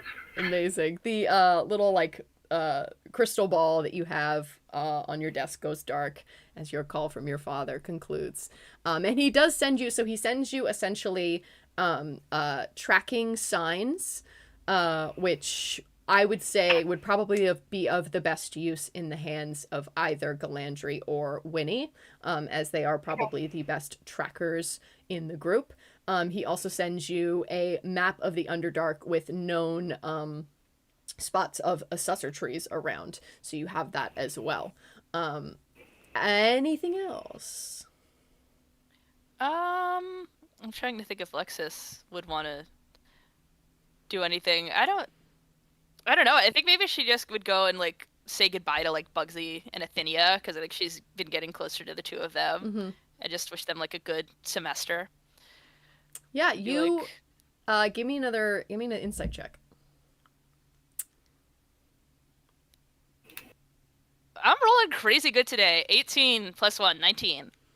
Okay, so you and Athenia in particular have gotten really close because you guys have been in the same bard classes together, and Athenia does not have a good relationship with her parents. She is this elven princess. They have a lot of expectations for her. They expect her to marry nobility, of which Bugsy is certainly not. And she has sort of confided in you her frustrations with her family and how she has had to keep her relationship with Bugsy a secret. And you can even see now that this has like put some sort of like strain on their relationship. Man. And that's all I will give you. Yeah. Is it possible? Sorry, I don't know if have you completed all you wanted to do with. I was just gonna. I think I've gotten what I needed. I was just gonna say bye. Yeah, there isn't anything specific that I'm looking for you guys to do either. It was just before we go on like quests where we're leaving Westerly, I'm like, just in case you need any other loose ends. There's one thing I want to do, which is ask Athenia about. Let me open my notes again. Grandgrove. Yeah. Yeah, of course. Like, just kind of like, hey Bugsy, hey Athenia, can I just borrow you for a sec? Thanks. Yeah, of course. Yeah, so you talk to Athenia, and she what information do you give her? Just asking her about Grandgrove? Do you tell her about your mom? I'm being very selective with it because I believe it's only the Rose Bros and Gongor that know about my family in terms of the students. Yeah. So I'll be like, look, I'm delving into something and I need to know more about this kingdom called Grandgrove. Oh. Yeah. Grand Grove is a funny one. They're this elven kingdom in the mountains, and they're kind of secluded from elven society. Their leader, Liege Finley, has been in charge for centuries at this point, and he very much values Grand Grove sort of sustaining itself on its own, and not really conversing with other elven kingdoms, which is very unusual, but everybody's got their thing. I don't know a ton. They aren't particularly sherry with their history. Like, they don't really publicize kind of the history of Grand Grove. They keep it all quite close to the chest. It is accessible. I don't know necessarily how welcome you would be if you just showed up there. Usually people that enter the kingdom of the court of Grand Grove need some sort of invitation. I'm trying to think of anything else that might be helpful. I'm sorry. It's very No. Anything that you've given me is absolutely brilliant in its own right anyway, so yeah. Thank you. I'm looking for someone, essentially, and I think that's where they are. Oh, okay. Like I said, they don't really publish their histories or any sort of like census or anything, but I can ask around. I can ask my parents. They might know. Yeah, well, as long as you're okay with that, like, I just don't... Do you know who you're looking for? Like a name? What's their name?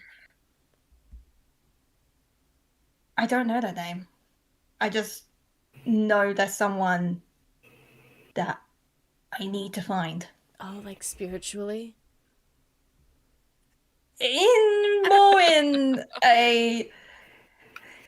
More in kind of, I would say, modern Disney princess kind of way. Oh, are things with Gongor not going well? I thought you guys were okay. No, absolutely fantastic. Don't worry. That's fine. But I'm meaning more like a Disney sequel sort of thing. Oh, like a sibling. Sort of. Okay. Yeah, I mean, I can ask around. I have your portrait, so I could maybe send us if there's anyone that maybe looks like you or anything like that. I would appreciate that. Thank you. I mean, if I went to the kingdom, I don't know how they'd feel with a half elf stepping on their door, being like, "Hey, oh." I mean, they're not bigoted like that. They just don't really like outsiders of any kind. I mean, I don't think I wouldn't really be welcome there unless I had an invitation, and I'm elven royalty. So they're Amish. I see. Yeah, kind of. They're Famish. Amazing. Okay, cool. So you get what information you can from Athenia, and she will talk to her parents and see if there's anyone who can maybe give a little bit more info. As you guys head to bed... 1 second. Oh, sorry, go ahead. We're going to the Underdark. I think Akasha's going to try to get like resistances to poisons. Okay. Because the Underdark... This is just me as DM. Yeah. Not DM. Oh my god, I'm not the DM. I guess I am now. Come here, I didn't know you're guys. Come on. It's fine. You guys can say you're metagaming. It's fine. No. This is good. This is good prep. No, this is good prep. This is good prep. I'm a DM for another game and it's tomorrow, so my brain's like... Love it. So it's crazy. So you can go to Evelina Ivanov and she can get you certain potions. Obviously the ones that are more rare, that take longer to brew, she won't be able to give you. But if you want like a couple like antidotes or something, I'll say you can pick like 3 like poison potions if you can like give me like, if you want, do you want 3 antidotes or do you want like... I want 2 antidotes and a poison. Okay, 2 antidotes, and do you want a drow poison or do you want a different poison? Yes. Okay. Drow. 2 antidotes. Which poison do you want? Yes. Yes. Wonderful. I'll say you as a group, you guys can have 2 antidotes and a drow poison, and I'll put that on Akasha's for inventory purposes. So you keep track of that, Selene. Yeah, definitely. And- Like each of us have 2. No, 2 we're antidotes? gonna do so. It's so in total. Party Okay. inventory. In total, you guys get 3. Okay. I can't buff you too much, guys. I was like confused for a second. I was like, I mean, I can keep Hence track why of I their asked. inventories, I guess. Hence why we asked the specifics. So it's cool. I have to keep some amount of challenge in here for you guys. I have to And that's the markings of a good DM. right. I do my best. A little bit of cruelty. Wonderful. Okay. So Can I?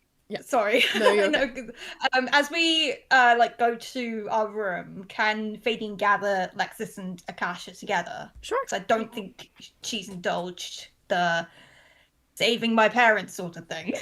Feel free. Finding. So now that we're back in our room, can I divulge something to you both? No. No, I'm just kidding. Okay, Of course you good can say tonight. So, do you remember how over the summer, as we wrote, I was saying how I'm trying to find anything about my parents? Yeah. I spoke with Lovely Belle before you all came back to the school, and it seems like she knows my mother. But unfortunately, there seems to be some kind of weird curse, spell, something over her, where anytime she tries to remember, she just immediately forgets, which is fuck-ass annoying. I've spoken with people like that, but you go around in circles so many times, it's like, ugh. But obviously, I'm nice to Lovely Belle because she's my gal. But she mentioned this place called Grandgrove, Court of Grandgrove, which is an elven kingdom in the mountains. And apparently that's where she last saw my mother. In the mountains. Would And Lexus know it's- anything about Grand Grove? Oh, sorry, you can keep going. Naomi. Yeah, led by Liege Finley. Sounds like a total yuppie. Yeah, liege. Ugh. Like, He either probably- just go by your full name or like king or something. Admit you're a monarchy. Like, what's up with the liege?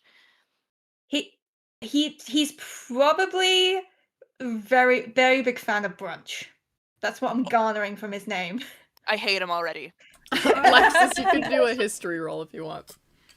Yeah. Yeah, I'm gonna do that too as Akasha, 'cause I don't know if she would know anything. I will say you both. I'm gonna have you both roll with disadvantage because of how secluded Grand Grove is. Okay, great. All right. So my lower roll was a 7, so that's an 8. Yeah, no clue. You've heard about it, Yeah. and you know, like in theory on the map, like where it would be, like the mountain range where it's where they're inhabited, but you in terms of like their governing structure or the people, like the head of state, like you don't really know. My lowest was a 12, but because I have a lot in history, I actually got an 18. Nice.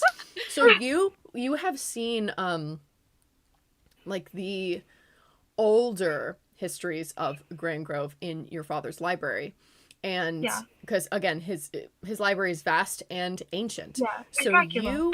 you have the histories, or you know that Dracula has the histories of Grand Grove from like thousands and thousands of years ago, before they kind of cut themselves off from the world. Oh wow. Okay. But yeah, it's you think back and it's probably not any more, it's not like recent information. Like they wouldn't have like a documented list of like the residents of Grand Grove that are there either now or within the past 100 years. This is ancient history, when like the first kingdoms were established in the realm. I'm gonna relay this information to Vadian. I've heard of that. I've heard of them. The kingdom. It's my father has like documents from when it was like first created, like thousands of years ago. Like I think they're older than him. But Dang. what specifically do I remember from what I've read? you want me to roll, or do you just want to tell me? No, I'll tell you. You have everything basically up until they cut themselves off. So Okay. So like the founding of the kingdom and the like essentially like the royal family, the lords and ladies that have led Okay. Grand Grove since its inception. Okay. You have like the landscape, any sort of like exports that they used to have, um, any major like writings or artists that have like published out of Grand Grove. But again, it's all very very old stuff. Okay. I think she's gonna just like relay that and just say that it's like all really really old. Are there any portraits like of the families like that were in the books? Mhm. And can I be like trying to remember that and see if any of them kind of look like Fadian? So they're all Like, very they all actually are more reminiscent of like Andragora Silverleaf, your headmaster. It's all very like white blonde elves. White They're people. yeah, they don't look as much like Fadian, unfortunately. Okay. Okay. Okay. Well, you may not be a part of the So, royal family because they're very blonde. well, I don't want to be related to Silverleaf, even if it is the truth. So, What if Silverleaf is connected to this kingdom somehow? No, that's too attenuate. I don't think so. But I'll put it on the on the whiteboard. wait, do we still have his head somewhere? Was that now become a skull? Yes, I do. And then she goes to get that. She's just had it We this have whole it on time. the mantelpiece. It's like perfectly preserved because she's a necromancer. She knows how to preserve body parts. And so if we can bring that with us to Grand Grove, what if that's how we get? Like, here we go. Intimidation. Well, I'm sure we could figure out some like minor illusion way to like disguise ourselves as if he looks Well- enough like members of the royal family. Well, here's the thing. Also, because Gongol's been helping me, he told me about how he has a family friend, a wizard that is like a portal wizard, not the aperture kind of wizard with those portals, but Right. Ugh, some my dad's doing a merger with them. ew. Anyway, he's like an old friend, so I'm pretty sure if we went to him and we're basically like, hey, can we go to the Feywild, the Underdark, Grand Grove, he'll be like, yeah, sure, off we go, kind of Yeah. thing. Fadian, of course we can go to Grand Grove. And I mean, who Well, knows? Like, I just don't want it to impede on your discovery because, like, I really want to help you with breaking your father's contracts because that's really important to you. And you already helped me with getting out of my pact last year. well, honestly, Fadian, I also have a selfish motivation to trying to go other places because there's 5 items. I only know where 4 of them are. And maybe the reason I haven't been able to find the 4th one is because it's in a really secluded place like Grand Grove. And if I get to help my friend at the same time, well, then logically, It's almost like that's just there's the a best option. coincidence written here. IG. Don't It's do almost that. like Don't do that. Don't you dare. You fuckers. Don't you fucking dare. You just fucking try. You just fucking try and see what happens. Making these connections live. How fucking dare you? Anyway, all right. well, it's just so Any other shenanigans before you little shitheads go to bed? With Winnie. Oh, who said that? Winnie's Yeah, in the bed. Yeah, when he's sleeping over Yeah, in the Rose Suite. Yeah. Love it. Yeah. Yes. She's in my bed right now. I mean, can I also like divulge with the others? Be like, I keep thinking that Gongol's gonna propose to me, and then he never does, and I'm just here like, ugh. Girl, why don't y'all get your degrees? You should And propose if you want to get married. You can have a marriage and a degree at the same time. Yeah, but like, okay. You don't need one or the other. Why I'm wait just for it when you can worried just what your do it? schoolwork, how you will do schoolwork, and also you're working on adventuring stuff, which also probably in all likelihood for the next 2 years is also going to include way more crazy adventures. Wedding planning seems crazy. I've been to so many weddings, and I Because hated we every need to single plan a one of wedding them. immediately. I mean, the proposal will happen, but you can have a long engagement. Anyway, Yeah, that's true. as this conversation comes to a close, Winnie, oh my god, and Winnie's in the bed like, help! Winnie brushes her teeth and says, "Good night, second roommates," and then heads into the room with Akasha. Love you, Winnie. As you all head to bed, you all have a lovely, quiet, peaceful sleep. Except for one of you. Akasha. Oh my god. Something floods your mind. And it's not quite a dream, it's not quite a memory. It's something else entirely. It's something you haven't experienced ever before. But you see this vision of a woman, and you can't quite see her face. It's sort of like blurred in this smoky kind of fog. But you can hear her laughter. And it starts out first as this deep and terrible laughter, and then crescendos into something shrill and vile. And then as that dulls out, you begin to hear some kind of clicking. Is it a clock? It's a stopwatch of some kind. And at first it's quiet, it's almost tranquil.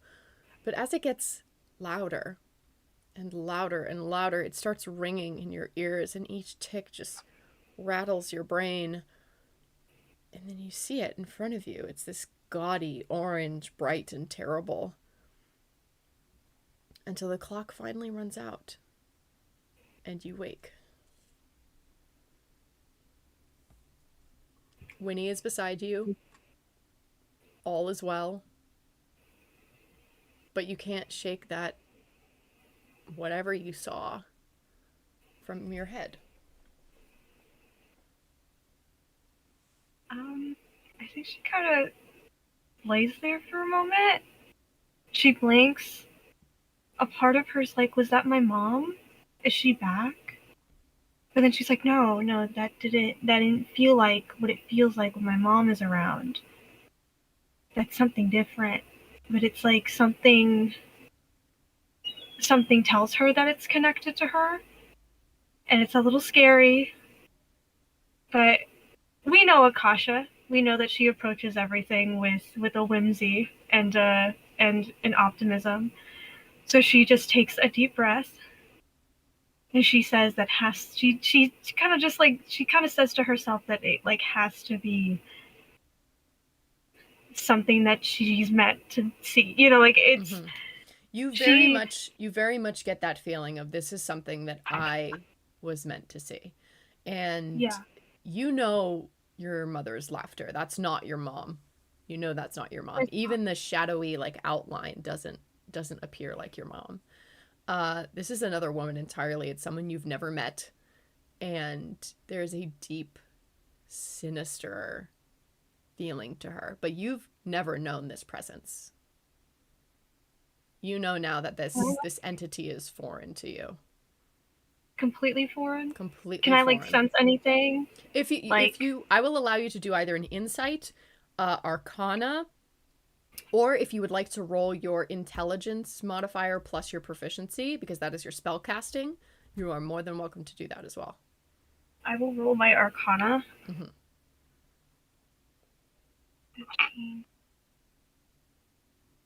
21. I'm sorry, I'm really on arcana. 21 is so good. All right, how... You believe that this was some kind of warning. That the woman in this dream is someone to fear. Fuck. All I gotta say about that, I think with every warning comes the ability to prepare. And yes. as you head into the unknown, into this place where you know less and the dangers are aplenty, you have a laugh and you have the vague vestige of someone that may cause you problems down the road. And that's better than nothing. It is. And you take it in stride. Do you tell anybody about this? I tell Winnie, but I think she's going to maybe keep it to herself from the rest of the group. Yep. As much as she's like very open and very much like, well, just tell them how you feel. She's also like, they got their issues, and whatever this is, it's been recalled to me in a way that means it's meant for me and I can handle this, you know? Yeah. It could be the gumption and the gall that she got from her dad, who knows? But she's going to tell Winnie, and that's going to be the person that she tells, and because she doesn't know what it's a warning about and where to. Right. She knows that wherever they're going, it's something that's tied to her and as a warning to her. And when the time comes, she will tell the others. But right now, Winnie's the only one that's going to know. Okay. And Winnie will keep that to herself if you so choose. As you guys head to the mess hall to have breakfast before you head out, do you guys all head down together, the four of you? Oh, yeah, I think so. Awesome. You all feel eyes on you. Why is everyone staring at us? Oh, it's my new push-up bra. Oh, that would be it. Oh my gosh. I will allow if you want to do perception or insight. I'll do insight. You got that wonderful same bra. for me, so. Sorry, perception. I didn't roll my dice in my cheese thing. Dirty 20. Oh my god, no, I rolled a 19 and my insight is +5. Oh, nice. Okay. So we have a 20, a 25.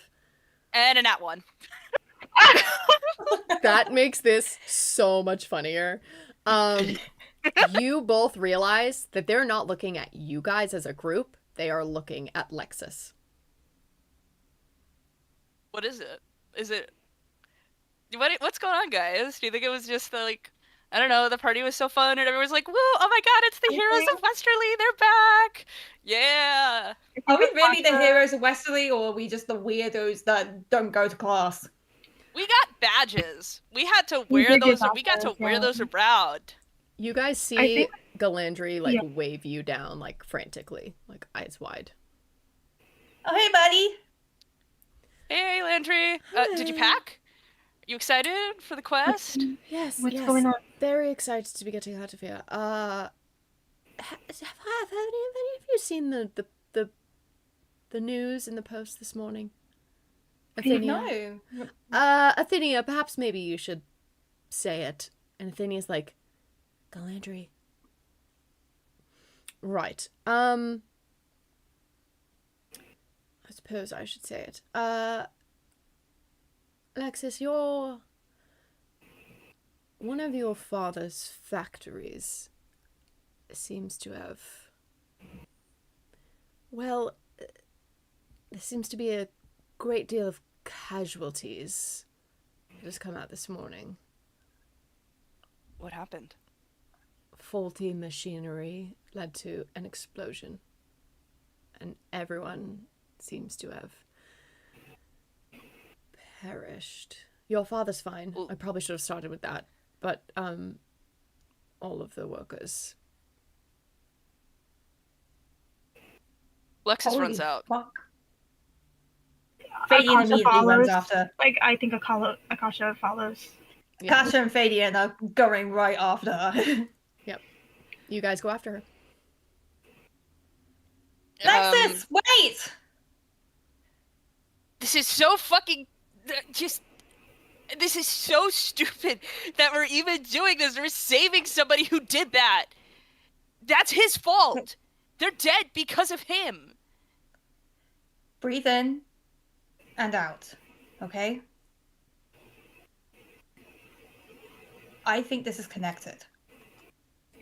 To what? To our stupid fucking quest to go in? It's not stupid. Look, you don't obviously know care about your dad. The archdevil, that's his patron. I was thinking I had a that she fucking would let asshole this of a slide. I had a fucking arsehole of an archdevil as a patron before Des. Remember? That's true. I'm sorry. Yes. You know that. But her influence on the mortal world, I was hoping that she would think this was a bluff, that she would think that, she wouldn't pay attention to this. But also, maybe the only thing that's connected to her is that she made my dad a horrible person through this deal, because I've seen the paperwork. I've known he has faulty machinery. I've told him time and time again that he needs to actually abide by workplace safety, and he's refused because he's a greedy fucking asshole now. And maybe nothing, I don't know if getting him out of this pact will undo all of that. Like, what do I tell him about what he did, about what he's responsible for? Lexus, can I give you a hug? Lexus turns away. Okay. I think I just need to be alone right now, guys. I appreciate both of you. And okay. I appreciate how you guys have tried to help me out from this, but I don't know if I can go through with this for the sake of someone who at this point doesn't care if we live or die, honestly. And wouldn't even see what we're trying to do as helping him. I think you know that's bullshit. Maybe I will eventually. But you want to be alone. And I won't want to pray further. But just know that no matter what, we're all here for you. We ain't giving up on you. And we ain't giving up on your dad. I appreciate that. I'm sorry that I got you guys involved in this. You have nothing to apologize for. But you want alone time. So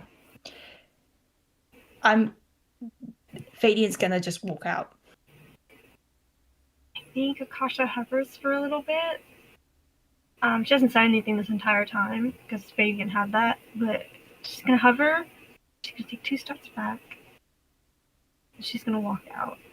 But we all know Akasha. If somebody says something, she'll insult them and threaten them with death. You communicate that via your eyes, and Lexus understands. Oh yeah, no, she does. Lexus greatly appreciates that. Yeah, she kind of just like looks at you and she's even like, though she's having her angsty boy moment right now. Yeah. Lexus, how do you spend this moment alone with your thoughts? I don't know. I think Lexus just kind of is sitting in like a stairwell at something, and she's remembering that she feels guilty about dragging Galandri in, because now Galandri, she didn't tell Galandri about the pact, so now it's like, well, how are you helping your dad? Are you helping him by like, giving him more stuff to create workplace accidents?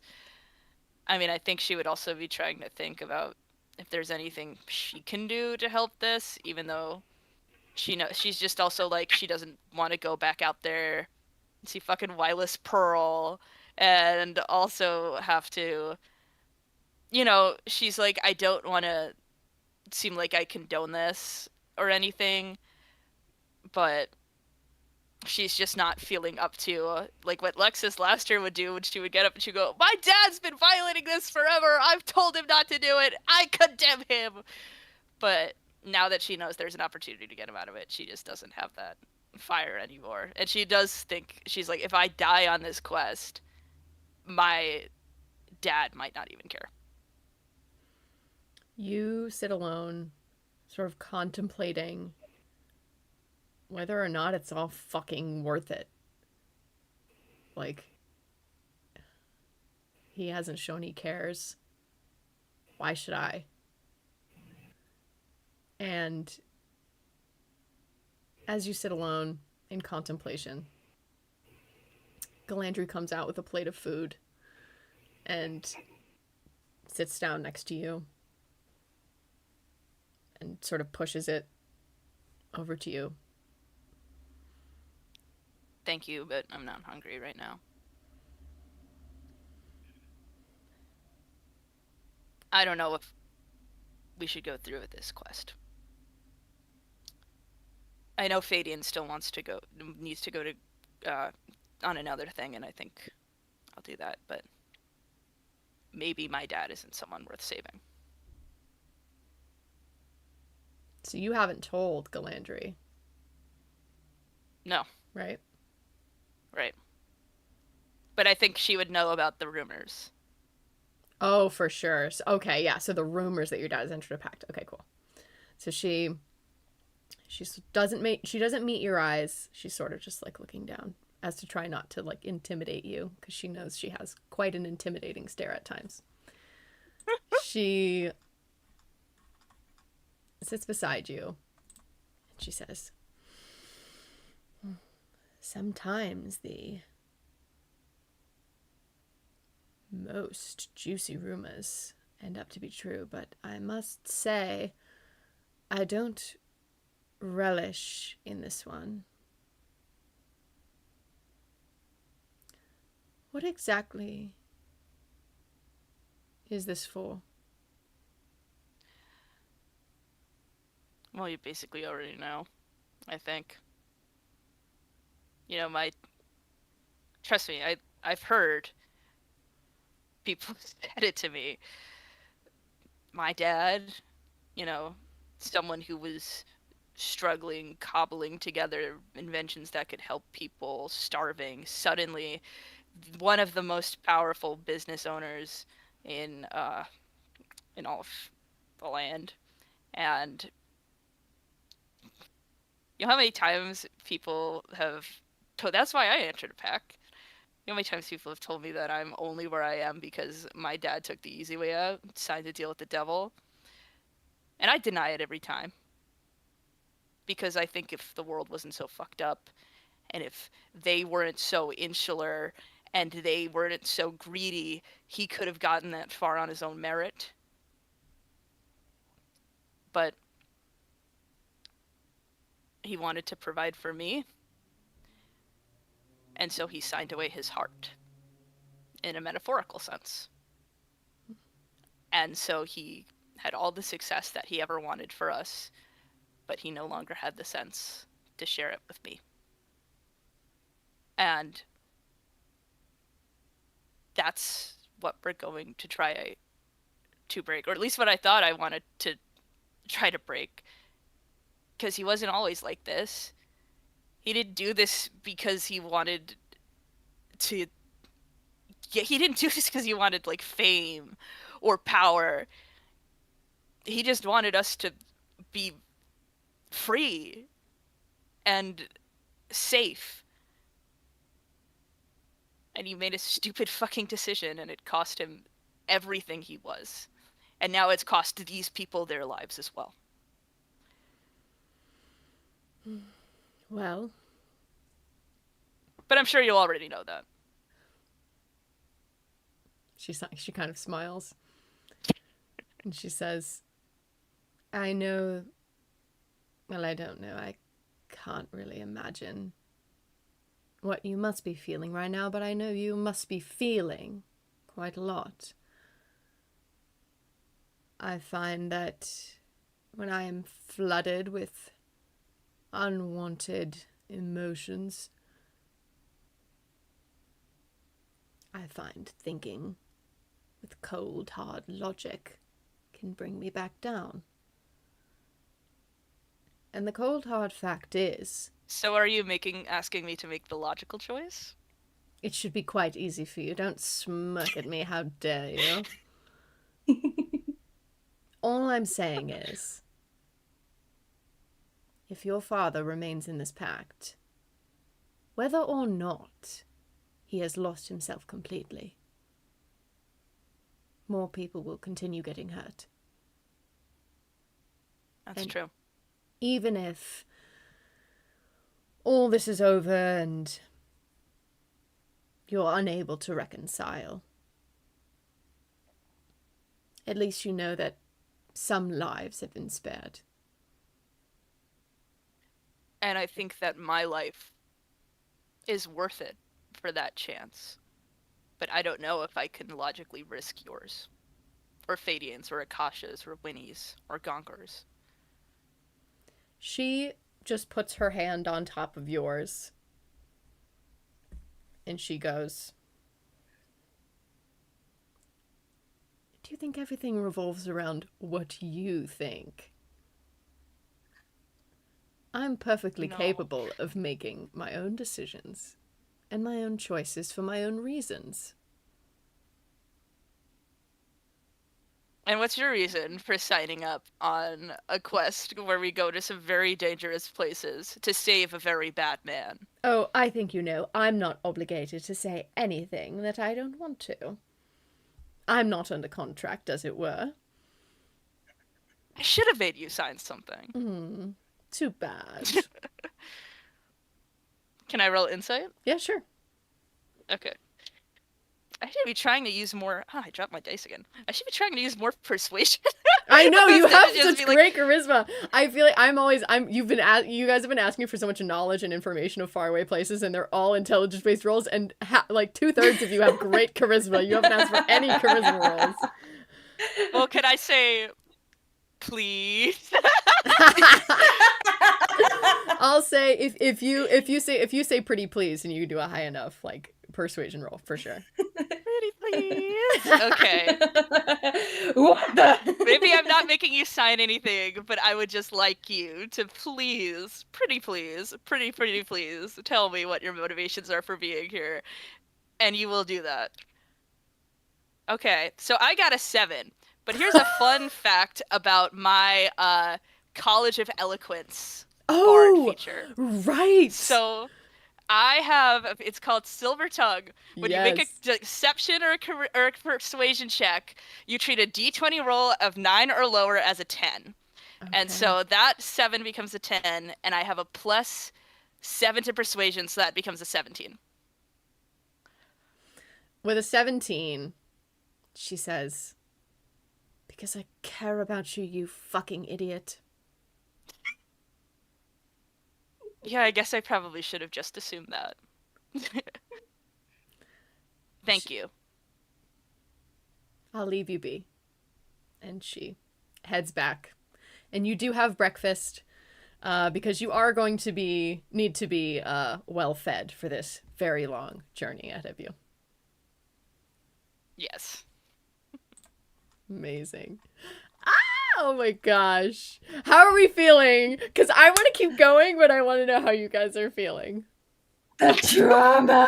The drama. Oh my god. The drama. Amazing. I'm probably happy to go for like maybe another half hour to an hour. Perfect. I probably should have dinner like I'm good soon. For that.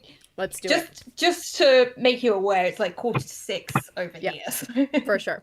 Because time difference. All right, so you guys finish up your breakfast. You gather your belongings. You head out, albeit enduring certain stairs. And you make your way to Gongor's family friend's house.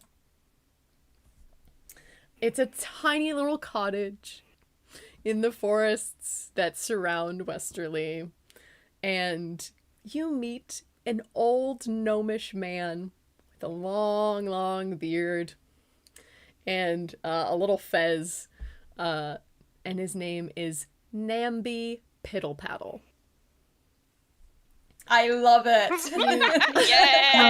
Yay! So you come to the house of Namby Piddle-Paddle. He opens the door, and Gongor is there. And he says, "Oh," he goes, "Ogar." He goes, "How are you, my lad? Are you keeping well?" And he goes, "No, like, it's actually Gongor. I'm not Ogar." He goes, "No." He says, "Gongor is your little boy. I could never forget that sweet boy. I remember he kept stealing cookies from my jar. I made some, just in case you came back. How is he? How is that sweet little boy?" And you see Gongor's, like, blushing. And he goes, Oh, so you like cookies then, huh? Yeah, you could say I like cookies." He goes, "Yeah, he's good. Gongor's good. He's at Westerly now." And he goes, "Westerly Academy, my, that is something. Oh, you must be a very proud father, eh?" And he goes, yeah, I guess I am. You guys, can we head inside? We need to pop over to the Underdark." He goes, "Yes, of course, my lad. Anything for you, Olga. Come on in, come and see." And it's just like a granny core, like there's like knitting projects, like half-finished knitting projects everywhere. Like it's very warm and cozy. The smell of baked goods is in the air. He's offering you like sweetbreads and a little bit of jam and jelly and things. And Gongor sort of puts up his hands and he's like, "No, it's okay. We gotta get going." Oh, but I've heard so many good things about the cookies since you love them so much. What kind of cookies do you make? "Oh, my dear, I make all kinds. I make cinnamon raisin. I make chocolate chip. I make some snickerdoodles if I'm feeling rambunctious. All sorts. What kinds would you like? We should. You're going on a journey. I could send some off with you." I mean, I like oatmeal cookies, and I also love a Nimbus bread. "Oh, no Nimbus bread in this house. This is a gnomish household. We've got sweet butter only. No, I do plenty of magic in my day. This is good old-fashioned bakery." And he goes, so he's getting you all sorts of things piled on. And Gongor's like holding his head. He's like, "Oh God." He puts them all together in a little package to give you. So that's what makes you so sweet, honey. Aww. Oh my goodness. He just turns bright red. Yeah, Gongor's like, "Oh God, what have I done?" He takes a look at you, Akasha, and he says, Me? "Yes," he says, "You're a wizard. I'm a wizard too. I sense your magical power." "You are one of great power, aren't you?" I just raise people from the dead, that's it. "A master of the dead and the living. My goodness, straddling both worlds. Though never feeling like you belong to one or the other, I see." I mean, it's, "You have felt great sadness in your past, I sense, but also great joy. Great joy. There is a light within you, child. Do not let it go out." okay. Can we go before this old man reads us all to filth? I don't even know what half of that was about. Oh, Like, should we be here for this or? time to go to the Underdark. Marca under te fiera. Ah, shit. And then you see the portal opens and it's all fire and it's burning. And he goes, "Blast it all, that's not the bloody Underdark." And he says, "Apologies, my dears, apologies." Any of you want to do a nature, survival, history, or insight? I'll go insight. I'll go I'll history. do insight too. That's an 8 plus 5, so a 13. 9 Insight. plus 4, so also a 13. Both or was that insight or what did you do? I did had history. insight. History. Oh, okay. And then Akasha. I got an 8, so not rolling well. But yeah, probably just taken aback from what he said to me. Lexus, you would recognize this actually as a portal to Avernus. Okay, Avernus is later. Well, not necessarily Avernus, but the hells. Yeah, can I like tap Gonger on the shoulder and be like, hey, Gonger, I don't know how often you've hung out with this guy, but in your best estimation, do you think he has enough faculties that he could get us to the Underdark safely? Yeah, dude, no, he's the best. This is just his process, I promise. Okay. He's gotten my dad and I around to loads of different places. Okay, I trust. Like, what kinds of places, honey? And then as he casts on the portal again, he says, "Makaundute undak," and then he opens it up and he goes, "There we are, the Underdark. I need to go to bed now." Wait, before we go in. Okay, but night. How do we get back? If we get a portal there, is there a portal back, or do we have to like clap 3 times, click our shoes, say there's no place like home? Back? Oh, there's no way back. You need to find your own way back. I got portal both ways. Oh, I guess I could portal both ways. Just call my dad. It's fine. Wait, Gonger, where were you guys going that he would just portal you here, there, and leave? We just left in the middle of nowhere, sweetie. My dad and I are big walkers. What do you mean? It's fucking. Listen, I don't have a carriage to bring me around everywhere. We just gotta traverse sometimes. Sometimes we get, rides from people. It's not a big deal. You're so giving me piggybacks on this journey. Okay, is anybody here good with maps? Oh, my father gave me all of these, and then she passes the tracker maps to Winnie, and then she has the overall map to Perfect. the Underdark. Awesome. You jump through the portal, and you enter the land of the Underdark. Immense caverns, twisting tunnels, no sunlight.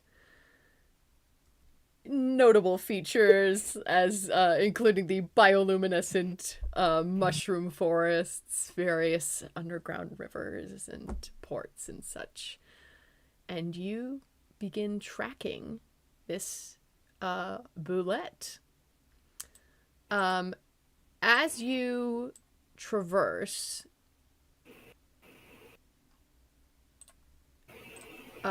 you come across some kind of circle, drawn into the ground with runes and symbols on it.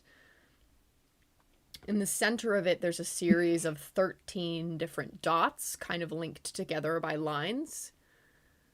And Fadian, there's something about this circle that you feel almost like a magnet. It's drawing yourself to it. Can I do an Arcana check on it? Mm-hmm. Oh, come the fuck on. Roll. Isn't that one? Oh no. I'm really unlucky today. You are utterly enchanted by this circle. Am I stuck in a face circle? No, it is not. You recognize face circles. This is not a face circle. But as you touch, do you touch the circle? Yeah, I got that one, so Yeah. I'm Yeah, gonna be that's true. stupid with That's it. true. So you walk Do forward. I see her try to touch the circle? Yeah, can we just stop her? You guys can give me a perception check. Yeah. Where's my I almost just did not grab my dice. Yeah, sorry, it was I'm gonna re-roll because I tried to see what number it rolled, and then when I put this up, it rolled again. I got an 11. Okay, that's a 6. Yeah, I think 6 plus 1, so that's a 7. Lexus, I think you are enamored with this change in landscape. It's all so different. It's also foreign to you, and you don't even see Fadian like walk away from you. Akasha, I think similarly, you're trying to get your bearings with Winnie, like holding the map like a certain way, and be like, no, I thought we went this way, and it's like, no, we're back here now, but that looks familiar. And Fadian, you walk up to the circle, and as you touch it, your hand like burns.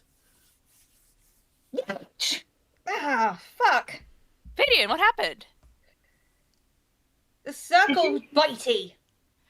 You touched the random circle in the middle of the Underdark? I felt compelled. It was compelling. Okay. It was doing a compelling compellness. Group quiz. When we see a mysterious magical thing in an unfamiliar landscape, what do we do? Galandri walks up and touches it. Galandri! Yes, thank you! Galandri touches the circle and her hand is fine. Oh. Okay, well that could have just, like, given you a disease that will kill you in, like, 27 years. We don't know. She brings your hand to try to touch it. In 27 years? Can Lexus actually cast Detect Magic as a ritual? Sure. Yeah, of course. Okay. Yeah. So you what does it look like as you cast Detect Magic? So it's like I have my little notebook and I'm like scribbling and I'm like, reveal yourself, kind of. Reveal yourself. Reveal yourself. Like it takes a minute because it's casting it as a ritual. So this is a ritual circle of the Moon Elves. This is a type of magic specific to a certain kind of elf. And as you're looking, you're seeing the dots and the lines light up, and it looks like a constellation. And you don't quite know what constellation it is, but if you want, you can take it in your notebook and log it for later. Yeah. But it kind of begs the question, why would there be a ritual circle, a monument to a constellation in the Underdark where you can't see the stars? Remind me, Even is more importantly, Galandri why the hell was a I moon burnt? elf? What's up? Or is Galandri a moon elf? Or No, am I just making that up? No, she's a high elf. Okay. Yeah, she and Yeah, Athene are both high elves. Yeah, I want to know why the hell I was burnt. Yeah. Unclear. Yep, Gongul's just like kissing and making it better, and she's like, it's getting there. It's getting there. Maybe it has something to do with this. Oh, Lexus catches herself because she realizes the Feywild nonsense, because she realizes that not everyone knows about Fadian's mom. Amazing. But then I'd like to message and be like, this could have to do with your mom and Grange Grove, because it's elvish. It's well, specifically moon elf. Am I like a sun elf or something? Is that why I got burnt? You don't know your parentage. Yeah, that's why I asked. I'm like half this. I Maybe can't it's tell human you side. information you don't already know. Well, darn it! I thought you were an encyclopedia. Oopsies! Oopsies! Amazing. Okay. Yeah, you're not sure, but you know that this circle burns you. It has some effect on you, and it doesn't seem to have an effect on anyone else here. Oh wait, I think I might know. I might guess something. I keep forgetting I'm lycanthrope. Reluctant lycanthrope. Wait. Yeah, moon. There we go. Yeah. Selena, the moon goddess, Selena. I don't know if she's connected to like the moon elves, but isn't she like the goddess of werewolves? Selena specifically. So you as Akasha can say that. Oh, I Yeah. will say that. Yeah. Asha. Yeah. So Isn't yeah. Go ahead. Selena the the moon goddess. She's like the patron of werewolves. So why would she burn me? I don't know if moon elves are connected to her, but I do know her people are the Gur. And you're half human, right? Yeah, half elf, half human, yeah. You know, something food for thought. What? Something what? Kakashi, you can't just leave it there! I don't know. I don't know your family history. I can't just like take a bite out of you and know it. I mean, I kind of wish you could, and then that would be very helpful, but here we are. But like, I think you would have enough restraint. I don't know what lycanthropy blood would do to me, so I don't really want to. Yeah, let's not test that whilst we're not at the school. Already a high. And not near the... Yeah, we're not near the medical unit where we can easily go in and say hi to the nurses.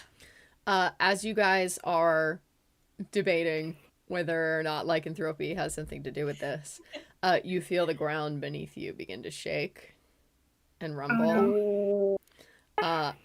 And out from under you, a massive boulette emerges from the depths of the Underdark. And we are going to stop there for today.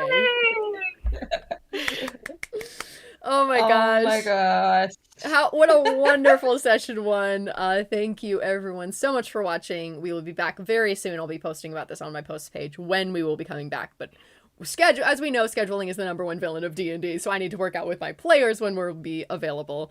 Thank you so much for watching. Check out all the links of my wonderful players in the description below. Make sure to donate if you can. And we'll see you next time. Bye!